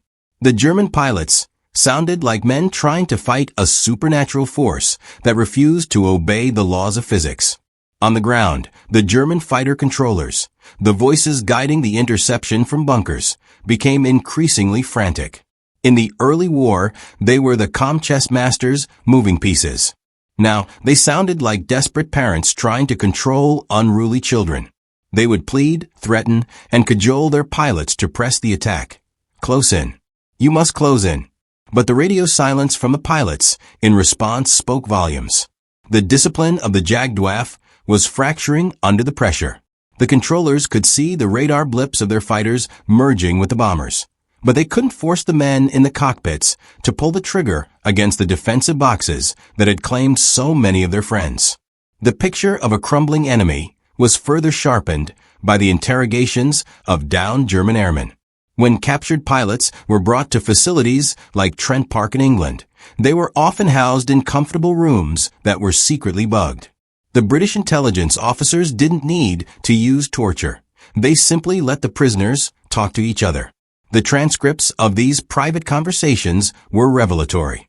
In 1942, captured pilots had been defiant, predicting a German victory. By 1944, the mood in the holding cells was one of fatalism. They spoke candidly about the material battle, Materialschlacht, they were losing. They admitted to each other that the sight of the endless silver armadas of B-17s was spiritually crushing. One recurring theme in these secret recordings was the fear of the American production line. Prisoners expressed disbelief at the replacement rate of the B-17s. One captured Oberleutnant was recorded telling a cellmate, "We shoot down 50, and the next day there are 50 new ones. And they are newer models. We are flying planes with patched engines, and they arrive in factory-fresh machines." This realization that the B-17 was merely the tip of an industrial spear that they could not break had seeped deep into the Luftwaffe's collective consciousness. They realized they were not fighting a military force, but an economic inevitability. The demographic of the prisoners also told a story of decline. The interrogators noted that the pilots were getting younger and less trained. The old hares, Alti Hassan, the veterans of the Battle of Britain and the Eastern Front, were mostly dead or hospitalized. The new crop of pilots, often teenagers with barely enough flight hours to handle their high-performance aircraft, were terrified of the B-17s. During interrogations, these young men didn't boast of kills. They confessed their relief at being shot down and out of the war. To them, the B-17 was not a prize to be hunted, but a death sentence to be avoided. The glory of the fighter pilot had been extinguished by the grim reality of the combat box. The intelligence reports also highlighted a growing rift between the German pilots and their leadership. Interrogated pilots spoke with bitter venom about Hermann Göring and the High Command. They felt betrayed. They had been promised that the Americans could never penetrate the Reich, yet they were being ordered to fly suicide missions against B-17s that darkened the sun. They felt they were being thrown into a meat grinder by leaders who refused to accept reality. This loss of faith in the hierarchy was the final nail in the coffin for the Luftwaffe's effectiveness. An army that mocks its enemy is dangerous. An army that mocks its own leaders is defeated. By the end of 1944, the change in tone was complete. The Allied intelligence officers compiling the daily reports could see the trajectory of the war in the transcripts. The radio chatter had gone from the sharp, predatory coordination of a wolf pack to the scattered, fearful bleating of sheep.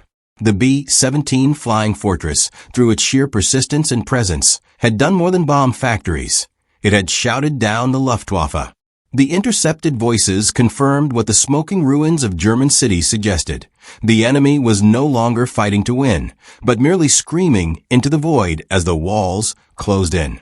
As the spring of 1944 turned into summer, the Luftwaffe High Command accepted a grim reality.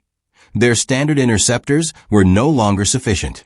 The B-17 had proven itself too rugged for the light armament of the Bf-109, and the defensive fire from the combat boxes was slaughtering the German pilots before they could get within effective range. Faced with the potential annihilation of German industry, Major Walther Dahl, a highly decorated ace, proposed a radical solution. If the Americans were flying fortresses, then the Germans needed to build flying tanks. They would strip the fighter aircraft of their agility and speed, weighing them down with massive slabs of steel armor and heavy caliber cannons. This new class of fighter was christened the Sturmbach, the battering ram. The aircraft chosen for this heavy-duty role was a modified version of the Focke-Wulf 190, specifically the A8/R8 variant. To the mechanics retrofitting these planes, the modifications seemed counterintuitive to everything they knew about aerodynamics. They bolted 5mm steel plates to the sides of the cockpit and added 60mm thick armored glass to the canopy, effectively encasing the pilot in a steel bathtub. These additions, along with the heavy weaponry, made the plane sluggish and difficult to maneuver. It handled like a brick, struggling to climb and slow to turn. But agility was no longer the priority. Survivability in the face of the B-17's .50 caliber machine guns was the only metric that mattered. The primary teeth of the Sturmbach were the terrifying 108 Malawian Quatches 30mm cannons installed in the outer wings. This weapon was a departure from the precision engineering usually favored by the Germans. It was a crude, heavy pneumatic hammer with a short barrel and a low muzzle velocity. The pilots called it the sledgehammer. Unlike the 20mm shells that bounced off the B-17 structure, a single 30mm mine shell carried enough explosive chemical energy to tear a wing completely off a bomber. The trade-off was that the pilot had to get dangerously close, within 200 yards, to ensure the slow-flying projectile didn't drop before hitting the target. The tactics employed by the Sturmgruppen assault groups were as blunt as the aircraft they flew. Abandoning the graceful, swirling dogfights of the early war, these units formed into a massive wedge formation, attacking from the rear in a company front. They were ordered to ignore the American fighter escorts and focus entirely on the bombers. As they approached the B-17 formations from behind, the American tail gunners would open fire. In a standard fighter, the pilot would jink or break away. The Sturmbach pilots, however, simply lowered their heads behind the armored glass and flew straight through the storm of bullets. The .50 caliber rounds would spark and ping harmlessly off the extra plating, allowing the Germans to close to point-blank range with terrifying inevitability. For the B-17 crews, the sight of a Sturmgruppe attack was the stuff of nightmares. They watched as the German fighters took direct hits to the engine cowlings and windshields, but refused to explode or turn away. It was like shooting at a zombie. Once the Germans reached the fatal 200-yard mark, the sky would light up with the slow, thumping tracers of the 30mm cannons. The effect on the bombers was instantaneous and grotesque. B-17s didn't just smoke when hit by 30mm rounds, they disintegrated. Wings sheared off, fuselages snapped in two, and aircraft vanished in blinding fireballs. The Sturmbach had finally provided the Luftwaffe with a weapon capable of matching the B-17's durability. However, this tactic had a fatal flaw: the P-51 Mustang. The heavy armor and weapons made the Sturmbach FW-190s helpless in a dogfight.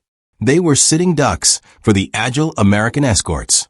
To counter this, the Luftwaffe had to deploy a second layer of defense, light fighters, usually Bf-109s, whose sole job was to protect the heavy Sturmbach from the Mustangs. It was a complex, layered air battle. The heavy fighters attacked the bombers, while the light fighters tried to keep the P-51s off their backs. When this coordination worked, the carnage among the bomber streams was horrific. But if the P-51s broke through the screen, the heavy FW-190s were slaughtered in droves, unable to turn or dive to escape. As the Allied armies advanced and the situation became critical in late 1944 and early 1945, the concept of the Sturmbach evolved into something even more desperate: the ramming attack. Hermann Göring, grasping for any way to stop the relentless bombing, authorized the formation of Sonderkommando Elba. The objective of this unit was not to shoot down bombers, but to physically crash into them. The pilots, mostly young fanatical volunteers, were instructed to aim their propellers into the delicate tail sections of the B-17s.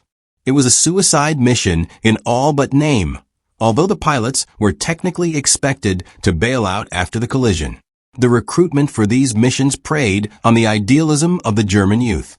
Teenagers, many of whom had grown up in the Hitler Youth, sat in briefing rooms listening to speeches about self-sacrifice and the defense of the fatherland. They were told that one German life was a fair trade for a bomber carrying 10 Americans and tons of explosives. The intricate training of the past was gone. These boys were taught barely enough to take off, find the bomber stream, and steer into a collision course. The cockpit of a fighter plane, once the throne of the elite knights of the air, had become the delivery system for a human guidance chip. The culmination of this desperation occurred on April 7, 1945. A massive force of nearly 180 aircraft from Sonderkommando Elba launched a saturation attack against a formation of B-17s and B-24s. The radio waves were filled with the national anthem and patriotic slogans as the young pilots drove their machines into the American giants. B-17 crews reported witnessing German fighters ramming them at full speed, shearing off rudders and stabilizers. The sky was filled with falling debris and parachutes. Yet, despite the fanatical ferocity, the results were negligible in the grand scheme. They destroyed roughly 24 bombers, a fraction of the armada, while the Luftwaffe lost virtually the entire attacking force. The rise and fall of the Sturmbach marked the end of rational tactical evolution for the Luftwaffe. They had tried to engineer their way out of defeat by turning their planes into flying anvils, and when that failed, they turned their pilots into ammunition. The B-17 had forced the German Air Force to cannibalize its own doctrine, stripping away the skill and finesse of flight in favor of brute force and suicidal fanaticism. The Flying Fortress had not only survived the best the Luftwaffe could throw at it, it had forced the enemy to destroy themselves in the futile attempt to bring it down. In the autumn of 1944, reports began to filter back to Allied intelligence officers that sounded like hallucinations born of high-altitude hypoxia. B-17 crews returning from missions over Germany described seeing aircraft without propellers, strange, shark-like silhouettes that moved with a speed that defied the known laws of aerodynamics. These were not the lumbering Focke-Wulfs or the agile Messerschmitts of the past. They were the Messerschmitt Me-262 Schwalbe Swallow, the world's first operational jet fighter. To the crew of a B-17 chugging along at 160 miles per hour, the sight of a jet screaming past at 540 miles per hour was paralyzing. It was as if a spaceship had dropped into a World War I dogfight. The technological gap was so vast that for a brief moment, the American airmen felt their massive formations, which had dominated the sky for 2 years, were instantly obsolete. The arrival of the Me-262 fundamentally altered the physics of the engagement. For years, the B-17 gunners had been trained to lead their targets, firing ahead of the enemy fighter so the plane would fly into the bullets. But the Me-262 moved so fast that the human eye and the hydraulic turrets of the B-17 simply could not keep up. By the time a waist gunner recognized the threat and swung his machine gun, the jet was already gone, leaving only the smell of kerosene and a streak of black exhaust in its wake. The combat box, designed to trap propeller-driven fighters in a web of crossfire, was suddenly porous. The jets could slash through the formation, strike, and climb away into the stratosphere before a single return shot could be accurately aimed. However, the sheer speed of the Me-262 proved to be a paradoxical disadvantage for the German pilots. The closure rate was terrifying. Approaching a bomber formation from a rear, a jet pilot had only split seconds to identify a target, aim, and fire before he risked colliding with the B-17. The standard attack window, which lasted perhaps 10 or 15 seconds in a Bf-109, was compressed to less than 3 seconds in a jet. Many German pilots, overwhelmed by the velocity of their own machines, found themselves overshooting the bombers without firing a shot, or breaking away too early to ensure a hit. The weapon was superior, but the human reaction time had not upgraded to match it. To counter this, the Luftwaffe developed a terrifying maneuver known as the roller coaster attack. The jets would climb high above the bomber stream, dive to build up massive speed, and then level out behind the B-17s to unleash their battery of 430 million Malawian kwacha's 108 cannons. Unlike the propeller fighters that had to worry about stalling, the Me-262 could zoom climb back up to safety immediately after the pass. When these attacks connected, the results were absolute. The 30mm cannon, which had struggled to hit targets from the slow Sternbach due to bullet drop, was deadly accurate when fired from a stable, high-speed jet platform. A single burst could vaporize a B-17, turning the rugged fortress into a cloud of debris in an instant. The presence of the jets also rendered the American escort strategy momentarily chaotic. The P-51 Mustangs, the undisputed kings of the sky for most of 1944, were suddenly reduced to spectators. A Mustang pilot could dive to catch a jet, but in level flight or a climb, the propeller-driven plane was standing still relative to the Me-262. The little friends watched in frustrated rage as the jets zipped through their defensive screens to maul the bombers. For the first time since the big week of early 1944, the B-17 crews felt naked. The assurance of total air superiority had been shattered by a sound that resembled a giant tearing canvas, the roar of the Jumo 004 jet engines. Recognizing that they could not fight the jets on equal terms in the air, the American tacticians adopted a ruthless strategy: rat catching. They realized the Me-262 was vulnerable in two phases of flight: takeoff and landing. The early jet engines were temperamental. Pilots had to throttle up slowly to avoid a compressor stall or fire. While the jet was landing, it was slow, unmaneuverable, and helpless. American P-51s began patrolling the known jet airfields, circling like vultures. As the Me-262s returned from mauling the B-17s, low on fuel and slowing down for approach, the Mustangs would pounce. It was an ignoble end for such advanced machines, strafed while their wheels were dropping, but it was the only way to stop them. Despite the qualitative superiority of the Me-262, there were never enough of them. Hitler's interference, demanding the jet be used as a bomber rather than a fighter, had delayed its deployment by critical months.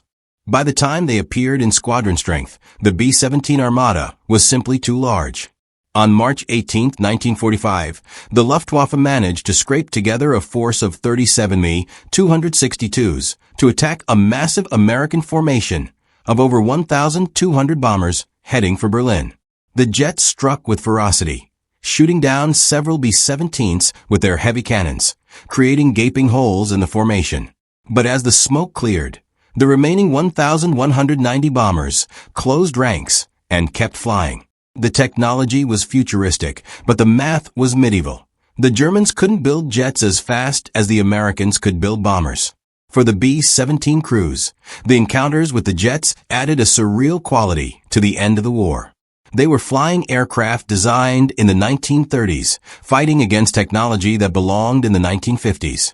Survivors recalled the bizarre sight of tracer bullets bouncing off the metal skin of the jets, seemingly ineffective against the high-speed gloss. Yet, they also witnessed the fragility of the new age. If a B-17 gunner did manage a lucky hit on the jet's engine intake, the Me-262 would often explode catastrophically. The Swallow was fast, but it was made of volatile fuels and delicate turbine blades. The psychological dynamic had shifted one last time. The German pilots flying the Me-262s no longer mocked the B-17s. Nor did they fear them in the same way the Sternbach pilots did. Instead, they viewed the bombers with a sense of tragic urgency. They knew they had the wonder weapon that could have won the war, but they also knew it was too late. They were knights in shining armor charging a tidal wave. They could stab the wave, but they couldn't stop it. By April 1945, the B-17s were flying over a Germany that was collapsing from within. The Me-262s sat grounded on airfields lacking fuel, or were found parked along the Autobahn, camouflaged with tree branches. The great clash of eras ended not with the jet sweeping the sky clear, but with the B-17s roaring overhead, casting their shadows on the idle, futuristic machines below. The Flying Fortress had survived long enough to meet its successor, and by sheer weight of numbers and stubborn persistence, it had buried it. The propeller had defeated the jet not through speed, but through endurance. As the air war entered its final grinding phase, the skies over the English Channel witnessed a daily parade of aviation miracles that defied logic. While the main bomber streams returned to base in orderly formations, high in the safety of the stratosphere, a different drama played out thousands of feet below them. This was the domain of the stragglers, the wounded birds that had been chewed up by flak over Berlin or slashed by Me-262 jets. Separated from the protection of the group, these solitary B-17s clawed their way toward the white cliffs of Dover, fighting a battle not against enemy pilots, but against gravity itself. The silence in these cockpits was deafening, broken only by the groaning of twisted metal and the sputtering of dying engines. For the pilots wrestling these ruined machines, the physical exertion was agonizing. With hydraulic systems often shot away, the power assist for the controls vanished. The pilots and co-pilots had to fly the 30-ton aircraft by brute force, locking their knees against the instrument panel and pulling back on the yoke with both hands just to keep the nose from dipping into the sea. It was not uncommon for flight crews to land with their muscles in spasms, soaked in sweat despite the sub-zero temperatures, simply because they had physically held the airplane level for 3 hours. They were managing an aerodynamic nightmare, with large sections of skin missing or control surfaces jammed. The B-17 wanted to roll over and die. The cruise was the only thing keeping it straight. One of the most harrowing types of damage involved the destruction of the nose section. On several occasions, a direct hit from a flak shell would shear off the entire plexiglass nose cone, taking the bombardier and navigator with it, and turning the cockpit into an open-air wind tunnel. The pilots, instantly exposed to a 150-mile-per-hour blast of freezing air, had to fly the plane while blinded by wind tears and numbed by frostbite. In one legendary instance, a B-17 named Gold Brick returned with its nose completely missing, the fuselage acting like a giant scoop catching the air. The drag was immense, slowing the plane to near-stall speeds, yet the wings continued to generate lift, carrying the frozen pilots back to East Anglia. Inside the fuselage, the surviving gunners engaged in a frantic race to lighten the load. To keep a multi-ton bomber flying on only 1 or 2 engines, everything non-essential had to go. The channel became the resting place for millions of dollars of equipment. Heavy .50 caliber machine guns were unbolted from their mounts and tossed out the waist windows. Flak vests, ammunition boxes, radios, and even the top-secret Norden bomb sights, which were supposed to be guarded with one's life, were jettisoned into the gray water below. It was a desperate calculation. Trade steel for altitude. Every 100 pounds thrown overboard bought them another few miles of distance, another chance to reach dry land. The engine failures provided their own brand of terror. A B-17 could technically fly on one engine if the weight was low enough, but the real danger was a runaway prop. If an engine was hit and the propeller governor failed, the blades would spin uncontrollably fast, creating a wall of drag that acted like a giant air brake. If the pilots couldn't feather the prop, turning the blades edge-on to the wind, the vibration alone could shake the wing off. Crews told stories of watching a runaway propeller heat up until it glowed white-hot, eventually snapping off and cartwheeling over the wing, narrowly missing the fuselage. When the prop finally detached, the sudden silence was the sweetest sound the crew had ever heard. For the most critically damaged aircraft, the destination was often the RAF airfield at Manston. Located on the tip of the Kentish coast, Manston had a massive, extra-wide emergency runway specifically designed for crippled bombers. As the B-17s approached the coast, they would fire red flares, the universal signal for wounded on board, no brakes, no flaps. The air traffic controllers at Manston would clear the skies, watching as bombers came in crabbing sideways, trailing smoke, or sliding in on their bellies. The runway at Manston became a graveyard of aluminum, littered with the carcasses of planes that had made it back to England only to collapse upon touching the earth. The landing procedure for these damaged giants was a masterclass in improvisation. Without electrical or hydraulic power, the landing gear had to be lowered manually. The flight engineer would have to hand crank the wheels down, turning a heavy iron handle hundreds of times while the plane bucked and swayed. Often, only one wheel would lock into place, forcing the pilot to make a one-legged landing. They would touch down on the good wheel, holding the other wing up with the ailerons as long as possible. Before the plane inevitably dipped, the wingtip dug into the concrete, and the aircraft spun around in a shower of sparks. Ground crews at the bases would often stare in disbelief at the aircraft taxiing in. They saw planes with holes in the fuselage large enough to walk through upright. They saw vertical stabilizers that had been stripped to the skeleton, looking like fish bones. In some cases, unexploded 20mm cannon shells were found lodged in the fuel tanks, rolling around in the gasoline like pebbles. The line between a safe return and a fiery death had been a matter of inches or a faulty fuse. The mechanics, who knew the blueprints of the B-17 better than anyone, would shake their heads, unable to explain mathematically how the airframe had held together under the stress. There was also the psychological toll of the empty bunks. Often, a B-17 would return physically intact, but carrying a dead crew. The rear gunners might be unharmed while the pilots were dead in their seats, or vice versa. The co-pilot might have flown the plane home alone while the pilot lay dead next to him. These ghost ships would land, the engines would cut, and the ambulances, the meat wagons, would race out. The medical teams would extract the living and the dead, leaving the blood-stained aluminum to be hosed down by the ground crew, so the plane could be patched up and flown again by a new crew 2 days later. By the time Germany surrendered in May 1945, the sight of a broken B-17 limping home had become a symbol of Allied tenacity.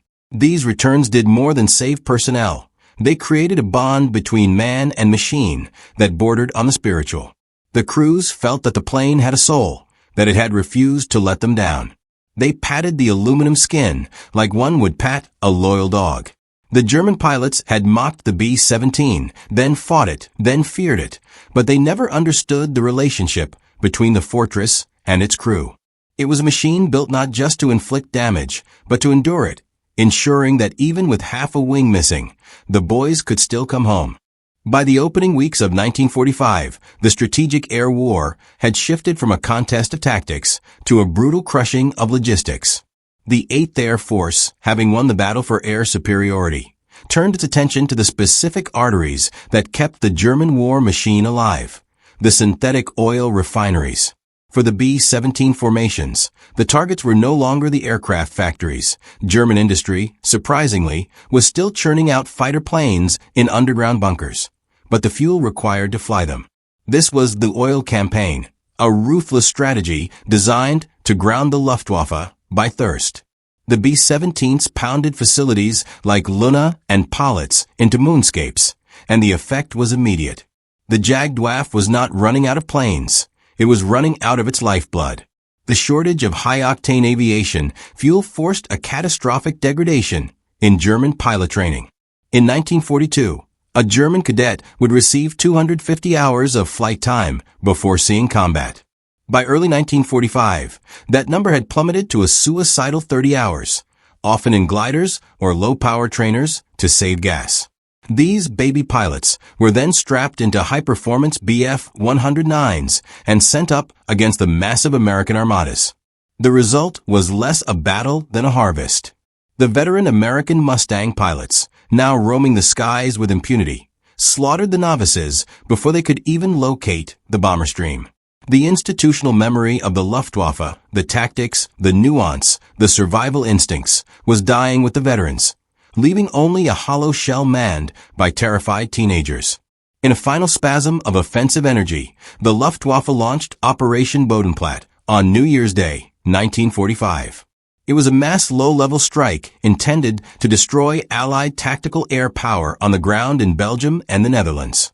While they managed to destroy over 400 Allied aircraft, the cost was the final nail in the Luftwaffe's coffin. In a tragic display of broken communications, German flak batteries, unwarned of the secret operation, opened fire on their own returning formations. The Luftwaffe lost nearly 300 pilots that day, including many of the remaining Staffelkapitans, squadron leaders, who were the glue holding the units together. The great blow had been struck, but it had landed on their own jaw. Following this disaster, the defense of the Reich became sporadic and desperate. The B-17 crews noticed a strange phenomenon. On some days, the sky would be completely empty of enemy fighters, allowing them to bomb with parade ground precision. On other days, a single fanatical group would appear, throwing everything they had into a suicidal charge. These were often the remnants of elite units, flying on the last dregs of fuel scavenged from grounded aircraft. They fought with a manic intensity, knowing that when they landed, there would be no fuel trucks waiting to fill them up for a second sortie. The continuity of the defense was broken. The wall of fighters was now just a series of disconnected, crumbling bricks. The infrastructure of the German airfields began to collapse under the weight of the relentless bombing. The B-17s, having run out of industrial targets, began cratering the runways of the jet bases and fighter fields. The Luftwaffe was forced to disperse into the forests and onto the autobahns. The once proud fighter wings were reduced to hiding their aircraft under trees, camouflaged with pine branches to avoid the prowling Mustangs. Mechanics worked in the mud without spare parts, cannibalizing 3 broken planes to make one flyable. The technological marvels of German engineering were being reduced to a guerrilla force, fighting from the ditches of their own country.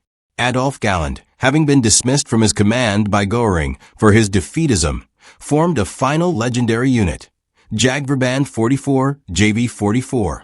Known as the Squadron of Experts, it was comprised almost entirely of Knights Cross holders, the greatest aces left alive. Flying the Me-262 jets, they attempted to protect the southern flank of Germany. It was a romantic, tragic gesture, the Knights riding out for one last charge. They scored hits on the B-17s, proving that the skill was still there, but they were overwhelmed by the sheer mathematics of the Allied force. For every B-17 they shot down, 10 more took its place. When they landed, they had to tow their jets with oxen because there was no fuel to taxi. It was a microcosm of the entire war, tactical brilliance strangled by strategic poverty. Inside the B-17s, the mood shifted from fear to a watchful dominance. The crews no longer scanned the sky for the swarm of Focke-Wulfs. They watched for the lonely, erratic attacker. The immense formations of silver ships, the B-17s were no longer painted olive drab, as camouflage was deemed unnecessary, gleamed in the sun, a visual statement that they owned the airspace. The threat of flak remained lethal, but the active hunter-killer dynamic was fading. The B-17 had simply outlasted its predator. The German pilots were grounded, sitting in their cockpits on the tarmac, cursing their empty fuel tanks, as they listened to the drone of thousands of American engines passing overhead. The disintegration of command and control meant that the German pilots were often flying blind. The radar network, the eyes of the Kammhuber line, had been blinded by electronic jamming and physical destruction. Pilots took off with no vectors, hunting visually in the smoke-filled skies. Chaos reigned on the radio frequencies. Leaders screamed orders that no one followed. Units defected or refused to fly, and the Gestapo began patrolling airfields to execute pilots deemed cowards. The discipline that had terrified the world in 1940 had dissolved into a nightmare of paranoia and anarchy. By April 1945, the air war was effectively over, though the killing continued.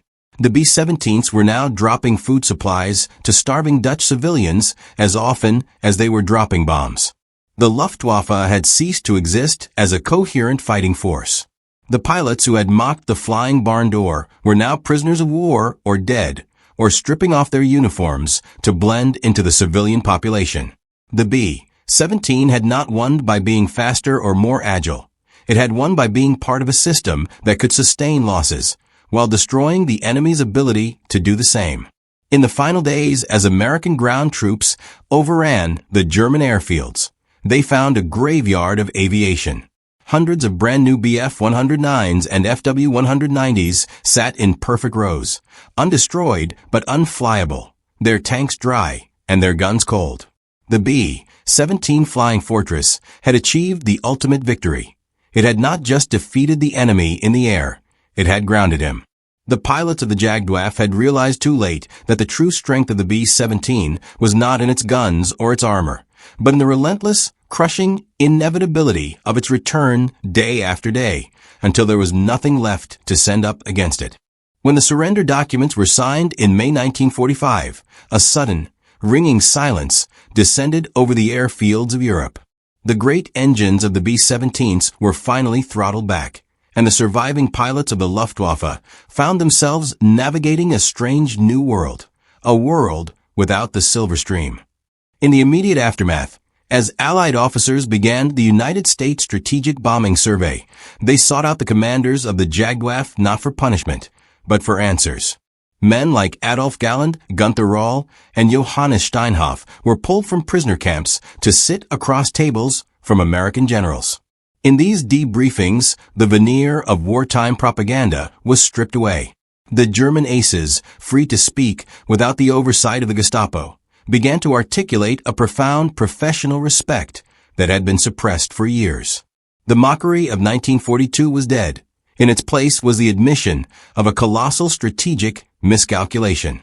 The primary confession from the German pilots was their initial underestimation of the B-17's defensive integrity. In post-war interviews, many admitted that the Flying Barn Door nickname had been a fatal hubris. They reflected on how the sheer visual size of the bomber had tricked them into thinking it was a soft target. General Adolf Galland, with his characteristic cigar and frankness, later noted that the Luftwaffe had spent too much time looking at the B-17's performance specs, its slow speed and limited ceiling, and not enough time analyzing its psychological impact. They realized too late that the B-17 was not designed to dogfight. It was designed to occupy space, to absorb fire, and to force the German fighter force to bleed itself dry attacking it. The barn door had, in reality, been an anvil upon which the Luftwaffe was hammered into dust. As the years passed and the bitterness of the conflict began to recede, the durability myth became a central topic of discussion at veteran reunions. German pilots would shake their heads in disbelief as they recounted specific engagements to their former enemies. They told stories of watching B-17s absorb punishment that would have disintegrated a Heinkel or a Junkers. One expert recalled, "We used to say it took a carpenter to build a British plane, but a blacksmith to build an American one." This acknowledgement from the enemy validated the legend of the Flying Fortress more than any Boeing advertisement ever could. To the German pilots, the B-17 remained the most difficult adversary they had ever faced, not because it was agile, but because it was stubbornly, maddeningly unkillable. The narrative also shifted regarding the American crews. During the war, Goebbels' propaganda had painted the terror flyers as gangsters and cowards who bombed women and children from safe altitudes. However, as German veterans began to meet American airmen at reunions in the 1950s and 60s, this caricature dissolved. They discovered that the men inside the aluminum giants were just like them, terrified 20-year-olds trying to do a job and survive. The German pilots expressed astonishment at the discipline of the combat boxes. They admitted that watching the bombers fly straight and level into a wall of flak required a type of courage that was alien to a fighter pilot, who relied on speed and evasion. The cowboys were retroactively recognized as knights of the heavy bomber. One of the most poignant symbols of this reconciliation was the friendship that developed between Franz Stigler and Charlie Brown. In a famous 1943 incident, Stigler, a Luftwaffe ace, had flown his Bf-109 alongside a decimated B-17, the ye olde pub, but refused to shoot it down, instead escorting it to safety. When they reunited 40 years later, the story captivated the world. It fundamentally changed the public perception of the air war. It showed that beneath the savage machinery of the B-17 and the lethal efficiency of the Messerschmitt, there was a shared humanity. Stigler often said that in 1943, the B-17 was a target, but by 1990, the man flying it was his brother. The introduction of the jet age also provided a retrospective clarity for the German pilots. Those who had flown the Me-262 against the B-17s in the final months of the war looked back with a sense of tragic irony. They realized that the technological mismatch, jets versus props, had been irrelevant in the face of the B-17's numerical superiority. In their memoirs, pilots like Walter Schuck described the feeling of flying the most advanced machine in history against a formation of antiques, only to realize that the antiques were winning. They acknowledged that the B-17 represented the triumph of logistics and reliability over pure technological innovation. The wonder weapons were brittle. The fortress was eternal. By the 1970s, a unique brotherhood of the air had formed. It was not uncommon to see elderly men in Luftwaffe veterans' blazers drinking beer with men in 8th Air Force leather jackets, in hotel ballrooms in Munich or Dayton. They communicated in a language of hand gestures, mimicking loops, rolls, and the 12 o'clock high attack. The German pilots became the unofficial historians of the B-17's toughness. When a skeptic questioned the B-17's reputation, it was often the German ace who would intervene, tapping the table and saying, "No, you do not understand. We hit them with everything, and they still flew." They became the custodians of the B-17's legacy, their testimony serving as the ultimate proof of the aircraft's greatness. The mockery had completely inverted. It had transformed into a protective mythology. The German pilots began to view their defeat not as a failure of their own skill, but as an inevitability against a superior industrial force. By elevating the B-17 to mythical status, they salvaged their own honor. There was no shame in losing to the Queen of the Skies, a machine that they convinced themselves was practically indestructible. The Flying Fortress became a shared protagonist in the story of their lives, the central figure around which their youth, their trauma, and their glory revolved. In the final years of the 20th century, as the generation that fought the war began to pass away, the B-17s that remained in museums took on the role of peace monuments. German tourists, some of them former flak gunners or pilots, would stand before the restored bombers in silence. They would run their hands over the rivets and the heavy aluminum skin, finally touching the metal beast that they had only ever seen through a reflector sight at 400 miles per hour. The fear was gone, replaced by a quiet awe. They saw the B-17 not as the instrument of their country's destruction, but as the crucible that had forged them. Ultimately, the journey from mockery to myth was completed. The German pilots, who had once laughed at the barn door and then desperately rammed it with their own bodies, ended their lives saluting it. The B-17 Flying Fortress had returned home with half a wing missing, but it had also carried something else back from a war, the begrudging, undying respect of the men who had tried their hardest to destroy it. In the end, the pilots of the Luftwaffe realized that the B-17 was the perfect enemy, one that challenged them to their limits, and, in its survival, granted them a story worth telling for eternity.